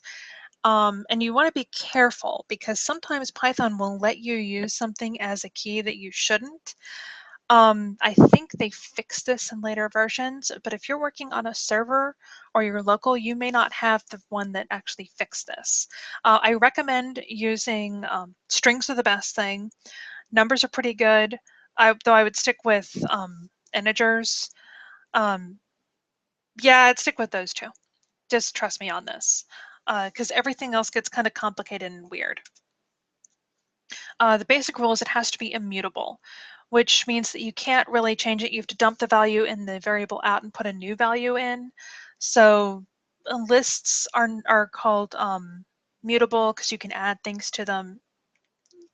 Weird computer science stuff. Later computer science stuff. Don't worry about it. Use strings or numbers. Actually, just use strings. So to get a value, so let's see, we'll print nums just to show you that it is a valid thing that you can do. There you go. To get a value out of nums, use a square bracket and you use the key. So 1. And it prints out 1. Now, one thing you may have noticed is that suddenly nothing's in the order I put it in. That's because dictionaries do not obey order. This is very important to know because it's screwed me up a couple of times when I just started out programming. I thought that dictionaries actually obeyed order. They do not. There are ones out there that do, you can pull them in, but for the most part, we're usually using dictionaries. The standard dictionary does not obey order. So that is how you get a value out. To change a value, so let's say we want nums of 3 to actually equal 3. Print nums. Oh, my dog's going crazy. Hold on.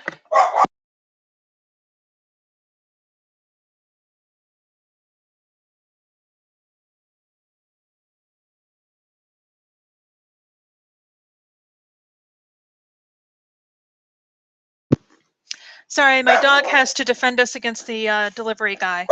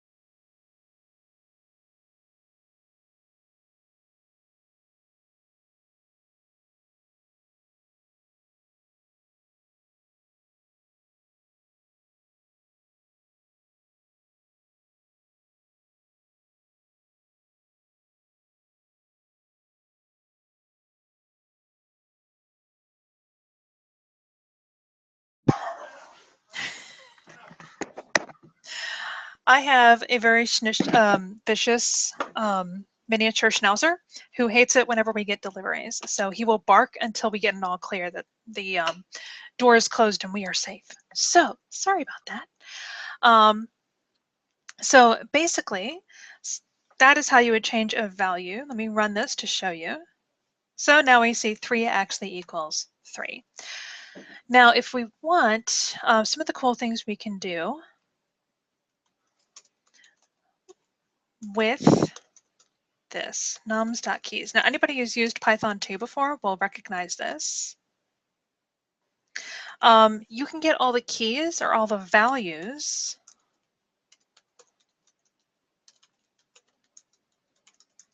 but like range, it's no longer just a list. You get an iterator. So you get dict keys, dict values.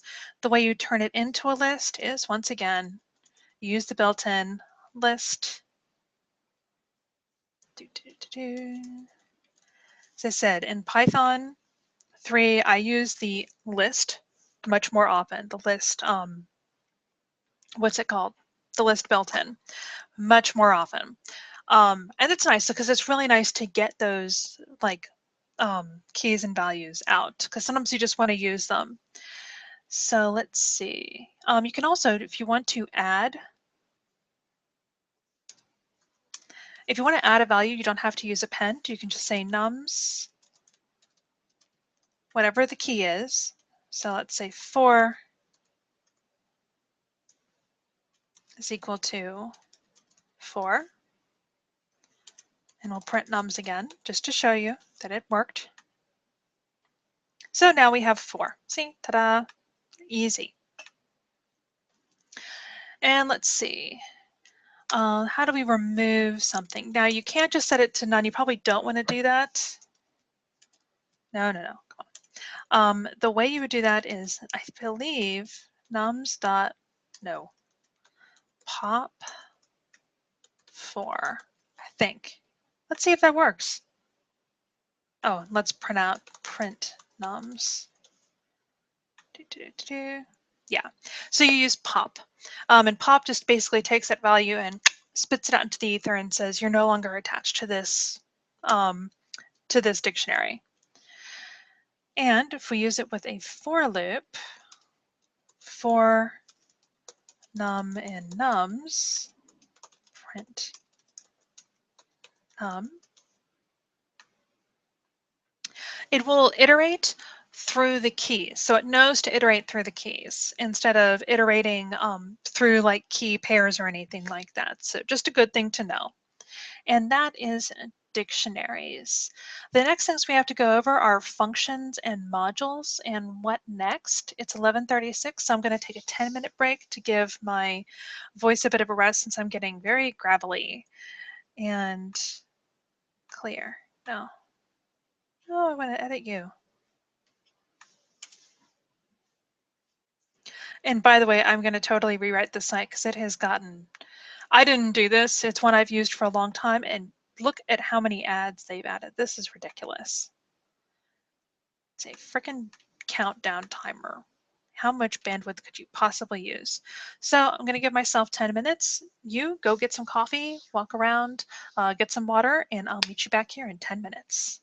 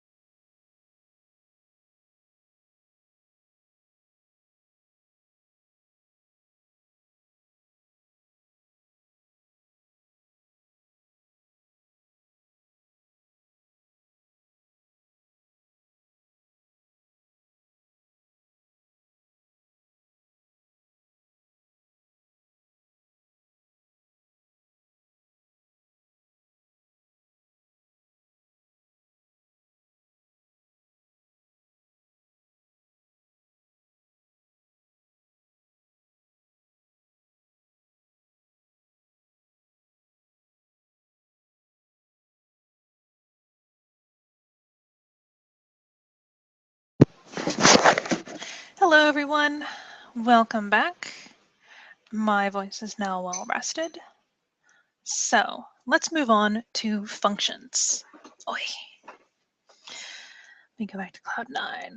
Here we go. So a function is basically a bit of stored code that you can choose to run again and again. So I'm going to create a very basic function, and then I'll talk about what I'm doing. So def hello print. Hi there. Print. How are you? And yes, I almost forgot. Doot. Doot. Doot. Doot. Okay. If I run this, nothing happens. That's because we have basically stored some code that we haven't called yet. So let me go over the parts. Def means I am defining a function. Hello is the name of the function. These parentheses we'll talk about in a little bit, but they are required. And this is the block of code that I run right here. In order to call the function, I'll use the function name and a pair of parentheses. And it says, hi there, how are you? And to show you that it's actually working, I'm going to call it a couple times. So I called it 3 times, and it basically printed out those statements 3 times. This is the most basic function. It just does some stuff. It's kind of the least common function that you're going to see, because for the most part, we want to do more within that function. We want to calculate some stuff. We want it to be more reusable. The way I would normally use it here, if I needed to print out a menu, like, here are the number of options you can do, and there, you can print out a menu. That's when I would use this. Most of the time, we want to pass a value in. And in order to do that, we create something called a parameter. I'm going to give it a parameter of name. And you'll notice these X's popped up. That's because this will no longer run. Let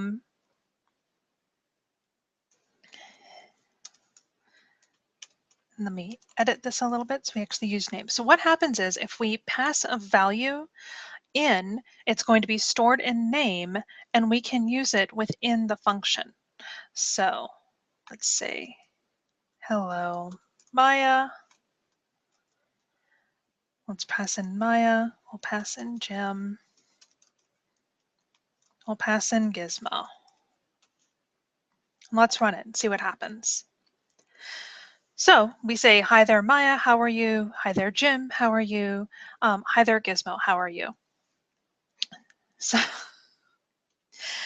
So that's what it's a parameter. So you can send a value in and use it. That's one of the more common ways that you'll see functions used. This is an easy way to reuse code, because you can write the code once and then run it with just, different values that you want to plug in. Now, the next thing we can do is we can actually set a default value. So here I'm going to say person. And I'm going to replace Maya with just this. Let's run it and see what happens. So the first one says, hi there, person. Now what this does is, if you do not send a value to name, it just uses person. So it's a default value. You've probably used default values before, or you've run across them. You want to be careful about default values though, because sometimes you don't want a default value. Like you wouldn't want a default value for social security number or username. Those are things you wouldn't want a default value. It's okay to have your program like break and have an error. That's fine. So this is a function that has a default value. And you can actually have more than one parameter. Let me show you that. Name, greeting. We're going to do greeting, name. We're going to put some things back in here. Maya. We're going to have our greeting be hi, hello, what's up? So let's run. Oh, actually, I reverse these. Greeting, name. Okay, now I'll run it. So this time we actually have two parameters. We have greeting and name. So the first one goes into greeting, the second one goes into name. We can also, here I'm going to delete this one. We can actually say what we want to go where. So greeting equals this, name equals this. I prefer this because when something is called, it's very clear. Like right now, you don't have to go, your eyes don't have to go very far. They're here and here. But if you are calling something in a completely different function or completely different file, it's easy for somebody that's reading your code later on to say, oh, okay, this is the greeting, this is the name, which seems obvious, but if you're sending in a bunch of numbers, it's nicer to see like what you're sending where. So if I do this, run. Also, what's nice about this is you can reverse them. Because if we reverse these,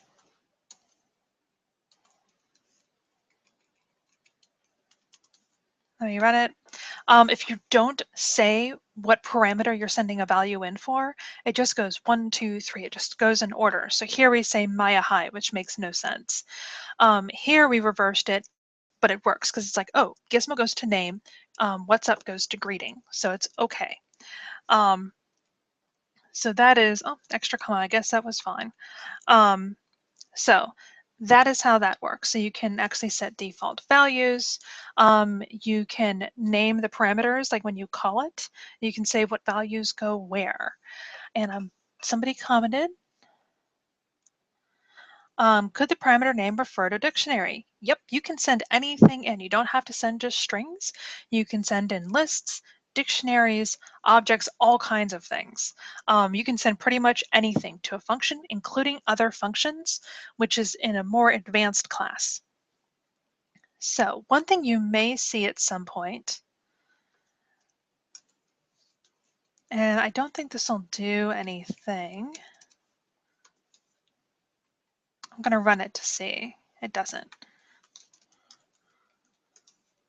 Let me see, I think this will do it. Okay, every once in a while, if you see something like this, it's not really an error, but it's not what you were expecting. So you see function hello at this. What this means is Python's basically saying, oh, why, that's a function called hello, and here is where in memory I stored it, which is probably not what you actually want. That is because you didn't call it. And you probably won't see it because you printed it out. It'll probably be because you did something. Let me, come on. Give me back my last stuff. Okay, good. If you ever see that like somewhere where you wouldn't expect it, it's probably because you just forgot to call it. And that happens to all of us all the time. So we've gone over basic functions, functions with parameters, parameters with defaults, naming the values that you're sending to parameters. The last, let's see, here, one other thing you can do, and I'm just going to delete all of this. I'm going to create a new function called double. I'm going to send it a num, and I'm going to do something different. Print doubling. Return num times 2, which that's very simple. You probably wouldn't do this in real life, but you do some complex calculations, but for the purposes of today, don't worry about it. So I'm going to call, and I'll explain what this is in a second. Num equals double. We're going to send in 6. Print num. I'm going to run it. And it returns 12. What happens here? When we call double, we send in 6, which is stored into num. We print this. We say, okay, we're going to double something. But instead of printing out something else, we return a value using the return keyword. So return num times 2. This returns the value to this line and gets stored into num. You'll see this quite a bit where you call a function, it does stuff, and it returns a value. This is very useful because it's an easy way, like doing this, super easy. Like let's say if you were trying to figure out if something is a prime number and you go through all those crazy calculations that you do in math that it says, you know, does this, it's much easier for someone to look at a function call that says is prime and returns a value than it is for them to look at a bunch of math, which I'm pretty sure at this point in my life, I would look at that math and go, I have no idea what's going on here. Oh yeah, and this is impossible to Google. So it's much easier to put it into a function because it's much more readable for everyone else, and you can reuse it more easily. So that's returning a function. Now, let me see, don't see any more questions. One thing you will often see that I'd like to go over, I actually skip it in my kids' classes, but I want to go over to here because if you work in Django or Flask or any framework, you're going to see this quite a bit. So let's see, def print stuff is what I'm going to call it. And I'm going to accept something called args, print args. Get rid of you. And I'm going to call print stuff with 1, 2, 3, high 5.0. And we're going to run it, see what happens. Okay, so what happens is when you have the asterisk args, that means just take everything that I don't have a place for and stuff it into a list called args. You'll notice we only need the star here. Now, normally, the reason I use args is because that is often what we call it. We call it args. That's where you're going to see it, but it can be called anything. So I'm going to call it stuff, call this stuff, run it. Works just the same. But I highly recommend using args because that's what everybody else uses. And it's just easier if you're a Python person, if you're reading through that, you already know what that is. You know what it means. It's just a little bit of cognitive load that gets taken off. Now you also can do this. If you have 2 asterisks, then you're going to pass in keyword args. So it looks like this, and now you'll see what it does. Name equals Katie. Breakfast equals coffee. Kids equals 2. Let's run it. Keyword args takes anything that has a keyword in the call, like whatever all the call values, what you're sending in, and it stores it into a dictionary. So we have breakfast, breakfast is coffee. Name, name. Kids, kids. That's keyword arguments. So just know, and you can also see both, like args, args, keyword args. You'll often actually see both of them together. 2, 4, 5. Let's run it. Does it? Yeah. So anything that did not have a keyword got stuffed into args. Anything that did have a keyword was stuffed into kwargs. That's just one of those things you'll see all the time, especially in Django. You will see it all the time. Even if you don't expect anybody to pass anything in, it'll still be there just in case. I often stuff it there just in case somebody adds something else into the end of a URL. I'll just stuff into keyword args and not do anything with it. Just because if you do have anything extra, it will break. So let's get rid of this. Def I will break. And just going to have a num, print num. And if I call I will break with 4 or 5, it breaks because, and you can read it here. Type error I will break takes 1 positional argument, but 2 were given. If you send too many, it breaks. If you don't send enough, it breaks. But if I do 4, 5, no. If I do 4, 5, I do num args, it's fine.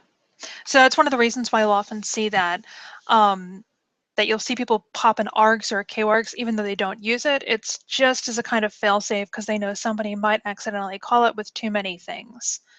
So that is functions. You know, they start off very basic and they can get kind of more advanced, but it's one of those things you really want to get used to. So let me check. Has anybody chatted? Nope. Nobody has commented. Good. No questions here. Good. Okay, we're still doing good. The next thing I want to go over is modules. When people talk about Python, they often talk about batteries being included. And what they mean is there are a bunch of modules. And this is basically code that you have to choose to bring in, but it's very powerful. Think of it like Lego blocks. Like you can take them and make something really cool and awesome without having to write much code. And the way they look is like this. Import random. So import is the keyword that says I want to import some code. Then you have to have the name of the module. So in this case, we're importing random. The other way it can look like, the other format is from random import a thing. So this is from this module, import this one thing, which sometimes is what you want to do. Sometimes it's a memory issue. The modules are huge. You only want one thing. Sometimes you want to do the other one because of namespace issues, that things are going to start colliding all over each other. Like if you have two things called choice, you're going to run into issues. So maybe you want to do random.choice. So let me show you what this looks like. If you do import random, the way you use one of the classes or whatever is in there, so you do random and then the name of the thing you want to use. My phone is exploding. Why are you exploding? Okay, stuff was delivered. More requests. Okay.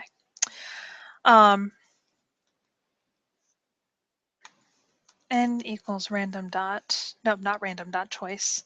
N equals random dot random print N. No, N. Let's run it. Actually, we'll run this a few times. We'll just do.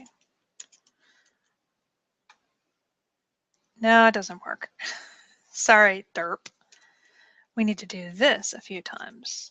As you can see, it's getting later and I'm getting a little more punchy. Here you go. All right.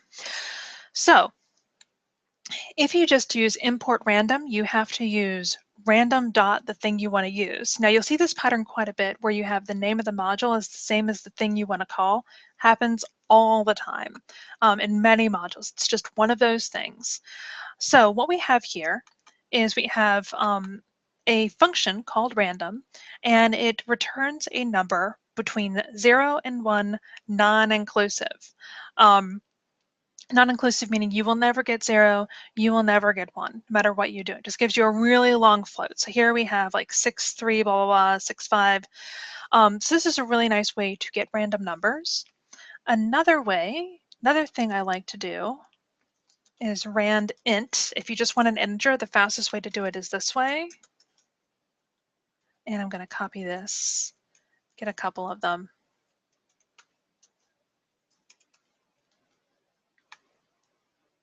This will give you a random integer between 1 and 10, inclusive. So 1 is included, 10 is included.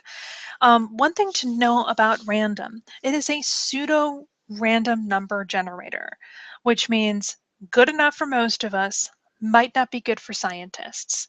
And we'll go into, if you are a scientist who needs really random, we'll go into ways you can do that later, like really briefly. So another thing I like to use is choice. So we'll delete these, delete choice. And this is the wrong thing to put in here. We're going to have, once again, we'll just do some nums. Colors equals red, yellow, blue. choice colors. We'll call this a couple of times. And it returns a random item from a list, which I really like using. I use it quite a bit because I also write games, and it's just one of those things you often have to do. You have to pick a random item from a list, and that is random. Now, let's say you want to do from random import choice. This will no longer work. See all the red X's? Doesn't work anymore. In this case, all you have to do, let me see, can I do a find all? No, is you remove the random dot. So you just call choice. And it runs just the same. And you'll see both. You'll see from random import, so from thing import this other thing, and you'll just see import this thing. You'll see it all the time. So get used to both formats.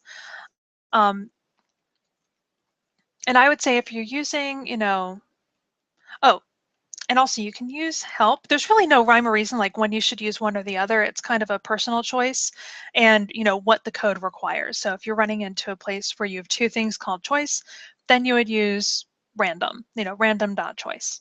So, and there might be some style guide at your work that they ask for you to do, but I've never run across a style guide in Python that says you should do this. So let me show help off again. Let me see. I'm going to run Python 3 again down here.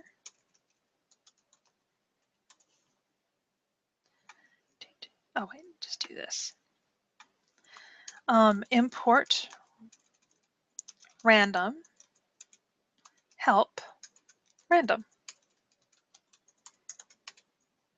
And this is one of the things that I often use help for, is to find everything out about a module.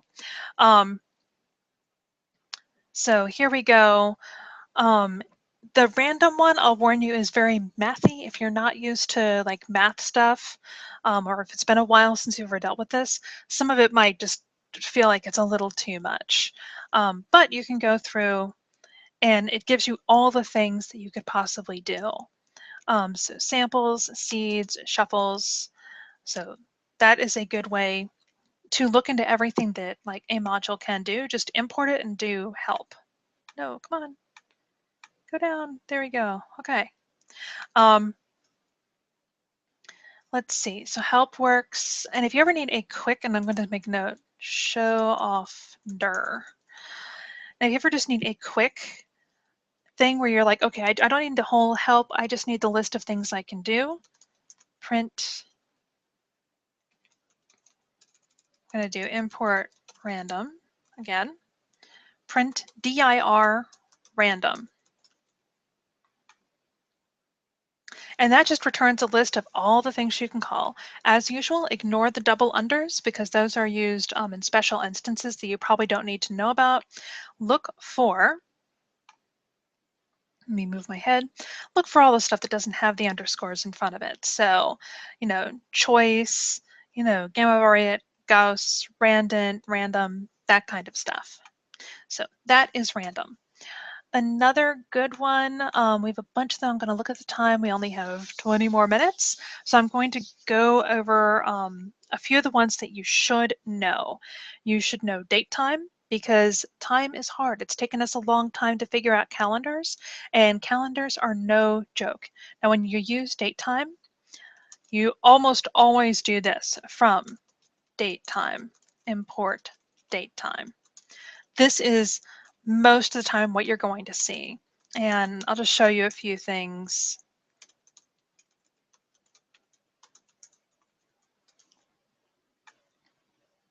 So that prints what now is. You can also save that. You can create dates with it. So if I say, D equals date time, where the month, I think we do 2014 to 25. Print D. So you can create dates with it. You can also get the difference between two dates. So D2 equals date time 2013 13, 3, 2, and there's no special meaning to these dates. I'm just making up random ones. Print D minus D2.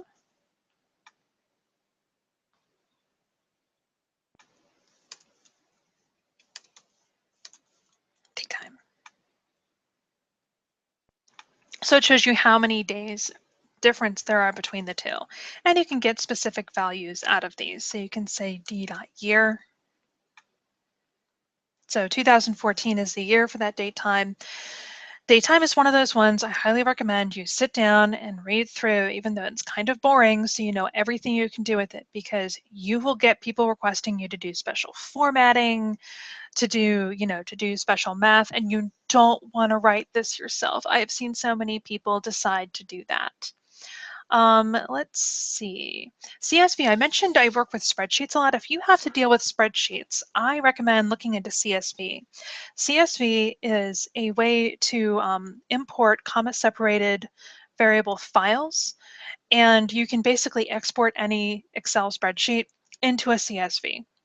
And it makes it really easy if you have somebody that is addicted to Microsoft Office, and you can just have them, okay, give me the data, download it, and just work with it that way. It's actually not that hard. You basically read the file in, you get it as a list, and then you can work with it. And then you can actually write it back out. It's super easy. There's some more nuanced things you can do with it, but CSVs are pretty easy and they're extremely useful.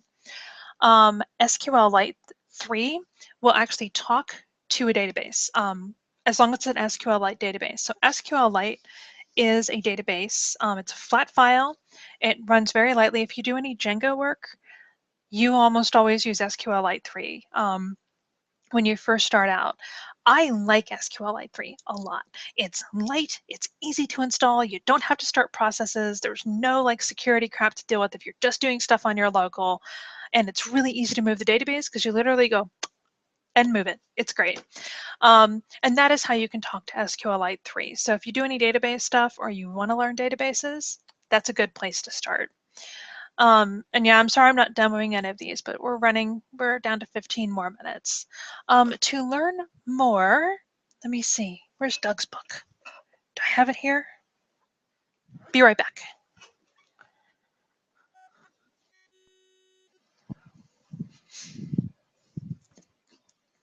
I have misplaced Doug's book, which I thought was impossible because it's absolutely huge. Oh no, there it is. I found it.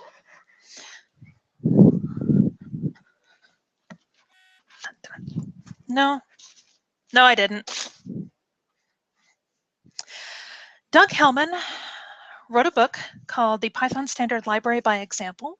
It actually covers Python 2, but Python 3 is coming. He promised me. And it's coming along, so it should be out soon. But even if you get 2, it's still very useful. It basically goes through everything in the Python standard library and explains every little bit, and it's this thick. But you don't need to actually just read it like cover to cover. I did. I was a technical reader on it, but you can just look up the thing that interests you. He also has a blog, the Python module of the week, which is great. It's a very informative. I like having the book as an offline reference. So I recommend also getting the ebook because it is this thick. It is very big. You can kill a person with it.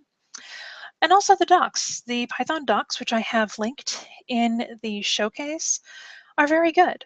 I personally like Doug's book a little better because he takes his time and he does not assume that you know how like the standard parts of the language, and he goes through very like specific examples. So I prefer Doug's book, but the docs are also good.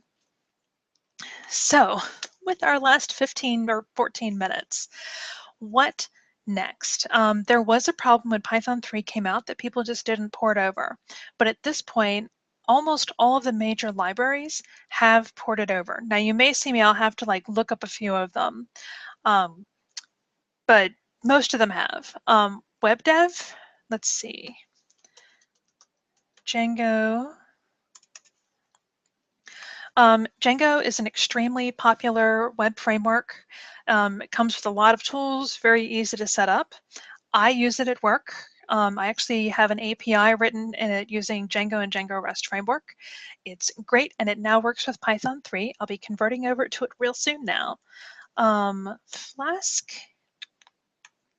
Flask is another framework. It's called a micro framework, which isn't technically a term. I think they may have coined that themselves, but it's not as heavy as Django. With Django, you have to use a database. There's some people that have monkeyed around so you don't have to use a database, but if you don't need a database or you're just like talking to an API somewhere else, Flask might be what you want. And I absolutely adore Flask. I actually have a couple classes that I've done in it because it's a really good way to get an introduction to web development using Python because it's very Python-y. Like this, there's only like 2 weird lines, here and here, and it works. So I love Flask. For game development, Pygame, and I'm going to look this up really quick. Pygame, Python 3.4. Let's see if it actually works yet. Oh yeah, it works. With a little bit of playing around. If you want to do game development in Python, Pygame is pretty much your only option.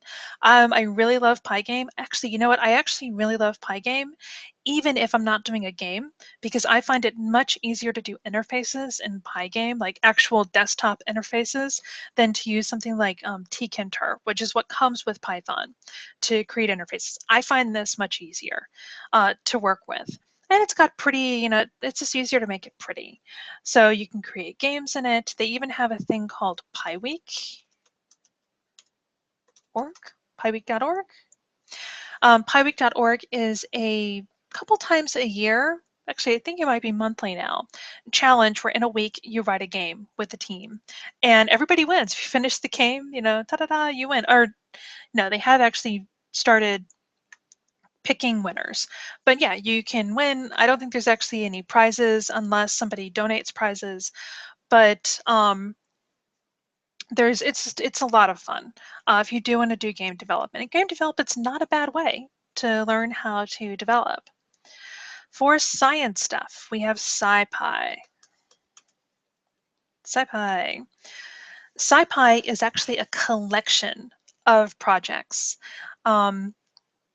It has things for dealing with statistics, advanced mathematics, I believe actual random stuff is in there, data analysis, doing all kinds of like cool plotting. It's a huge library. And if you do any kind of, data wrangling or anything like that, this is where you want to go. You want to go to SciPy. This is like the thing. Let's see. For databases, if you just want to work with databases, there's SQL Alchemy, which is a really great way to just talk to databases if you need to. So let's see. And yeah, this should be up to Python 3. So let's see. Who uses it? Learn more. Because I'm going to talk to a bunch of different databases, which is especially nice. It's a little bit nicer of an interface. Oh, and by the way, everything I'm talking about, you have to install. It's outside of the standard library, sorry. So it's really nice. My personal opinion is screw it, I'll use Django because I will often just say I usually need a web interface anyway because of the work I do. So I'll just use Django because Django talks to a bunch of different databases without you having to worry about a lot of the details. For smartphone stuff, if you want to do smartphone development in Python, Kivy is your go-to right now. There really isn't any competition unless you want to use something. There's Ionic, there's a couple other different ones. I like those, but you don't write in Python. You have to know JavaScript. So if you're really like, I don't want to deal with any JavaScript, Kivy is where you want to go. Has Pygame in it, which is nice, so you can make little games in it. And they are it's still in development in a lot of ways, but it's getting there. It's getting stronger and stronger. Oh, and everything it makes looks really nice. It's just really pretty, unlike some of the other frameworks out there. So, okay, 8 more minutes. To get your environment set up correctly, today we've just been throwing Python out there and who cares. You will probably want to learn virtualenv and virtualenv wrapper. Basically what a virtualenv is a bubble. So let's say I have 3 Django projects on my computer. I have one for a client that I just keep updated. I have one that I'm currently working on for work, and I have one, a second one for work. Now, I don't want these to pollute each other. So if I just install Django on my system, I either have to keep them all to the same Django, the same version, or I have to do weird stuff to get them to be on different versions, because the one on the client I'm just maintaining from my past, he only gives, let's say he only gives me money every 6 months to upgrade. And the ones I do for my current job, I have to keep upgraded like every month. So eventually the versions get out of sync. And this can cause serious problems if it's major, if it's like feature releases, because suddenly things will disappear, things don't work the same way, that kind of stuff. So I recommend learning about virtualenv and virtualenv wrapper. Virtualenv wrapper is also by Doug Hellman, and virtualenv is now, I believe, included in Python, but let me check. Virtualenv Python 3. Yep, venv. This is what it's called now, venv.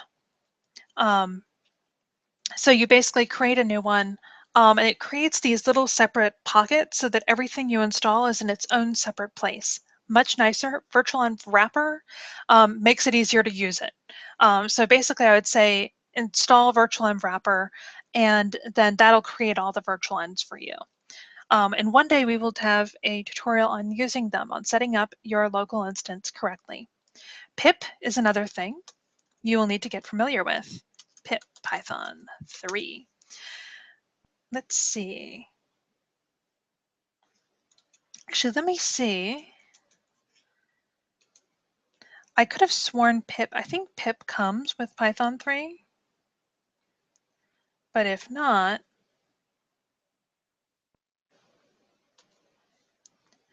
let me see. Pip 3. Let me see if it actually works. Pip 3? Yep. Pip comes with Python 3, and it basically installs packages from PyPy, which is where we store all our packages like Django, Flask, Pygame, SQL Alchemy. All that stuff is stored on PyPy. So if you want to install something, you can just basically say pip install the name of the package, which I don't want to do right here because I'm actually on my work machine and I will start messing stuff up. Git is another thing. I recommend getting very used to GitHub or GitLabs. Git is a versioning control software, and GitHub is where, so you can basically keep track of versions of everything as you save it. Very important, so you can roll back to previous versions. GitHub is where you can store your code, and it stores all the different versions you've had, all the changes you've made, and it allows you to share that code with other people and work with other people. We will eventually do a class on Git, one of the many things that I will eventually get around to. And the last thing I recommend, learn some Linux. Right now, what we've been using here, down here in the terminal, this is Linux. If you work on a Mac, you're working on a version of Linux. I recommend learning the terminal, because all the stuff that goes in here, because seriously, you are going to be on it. If you deploy a website, you're not going to deploy it on a Mac. And if you work on Windows, most of the time you will eventually be forced into using Linux at some point.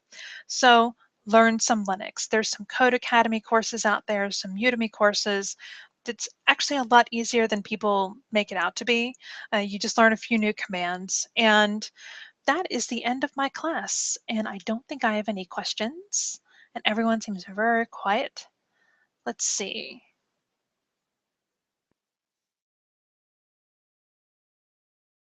Oh, somebody asked about tuples. Tuples are basically lists that have parentheses around them instead of brackets, and they cannot be changed. That's when we call them immutable. You can't add things to them, you can't delete things from them, you can't change the order of things. And you usually use it for things that you wouldn't want to change the order of anyway. So if you want to do like RGB colors and send that in, you want those to stay the same.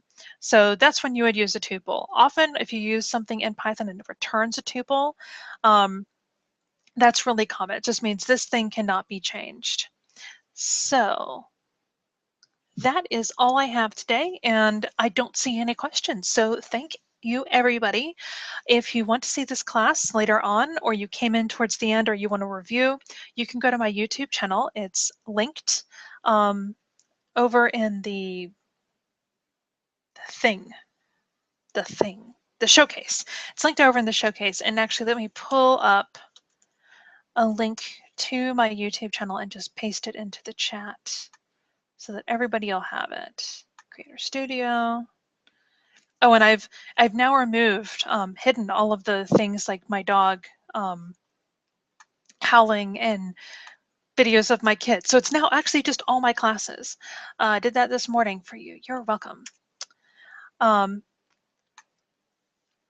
So that is my channel. Feel free to subscribe if you want to see the different, if you want to just know that when other classes are happening, or if I happen to do anything that is not a class, you will see it there. And you can also see all of my older classes. And I recommend not going to the first one. I recommend going to the latest one I did, because that's normally the one that most of the kinks have been worked out. And they are classes, so you're going to see dead time in them. I haven't edited them to make them shorter. So just know that. Thank you, everyone. You've been a lovely class, and I hope everybody has a great rest of your Sunday. Bye.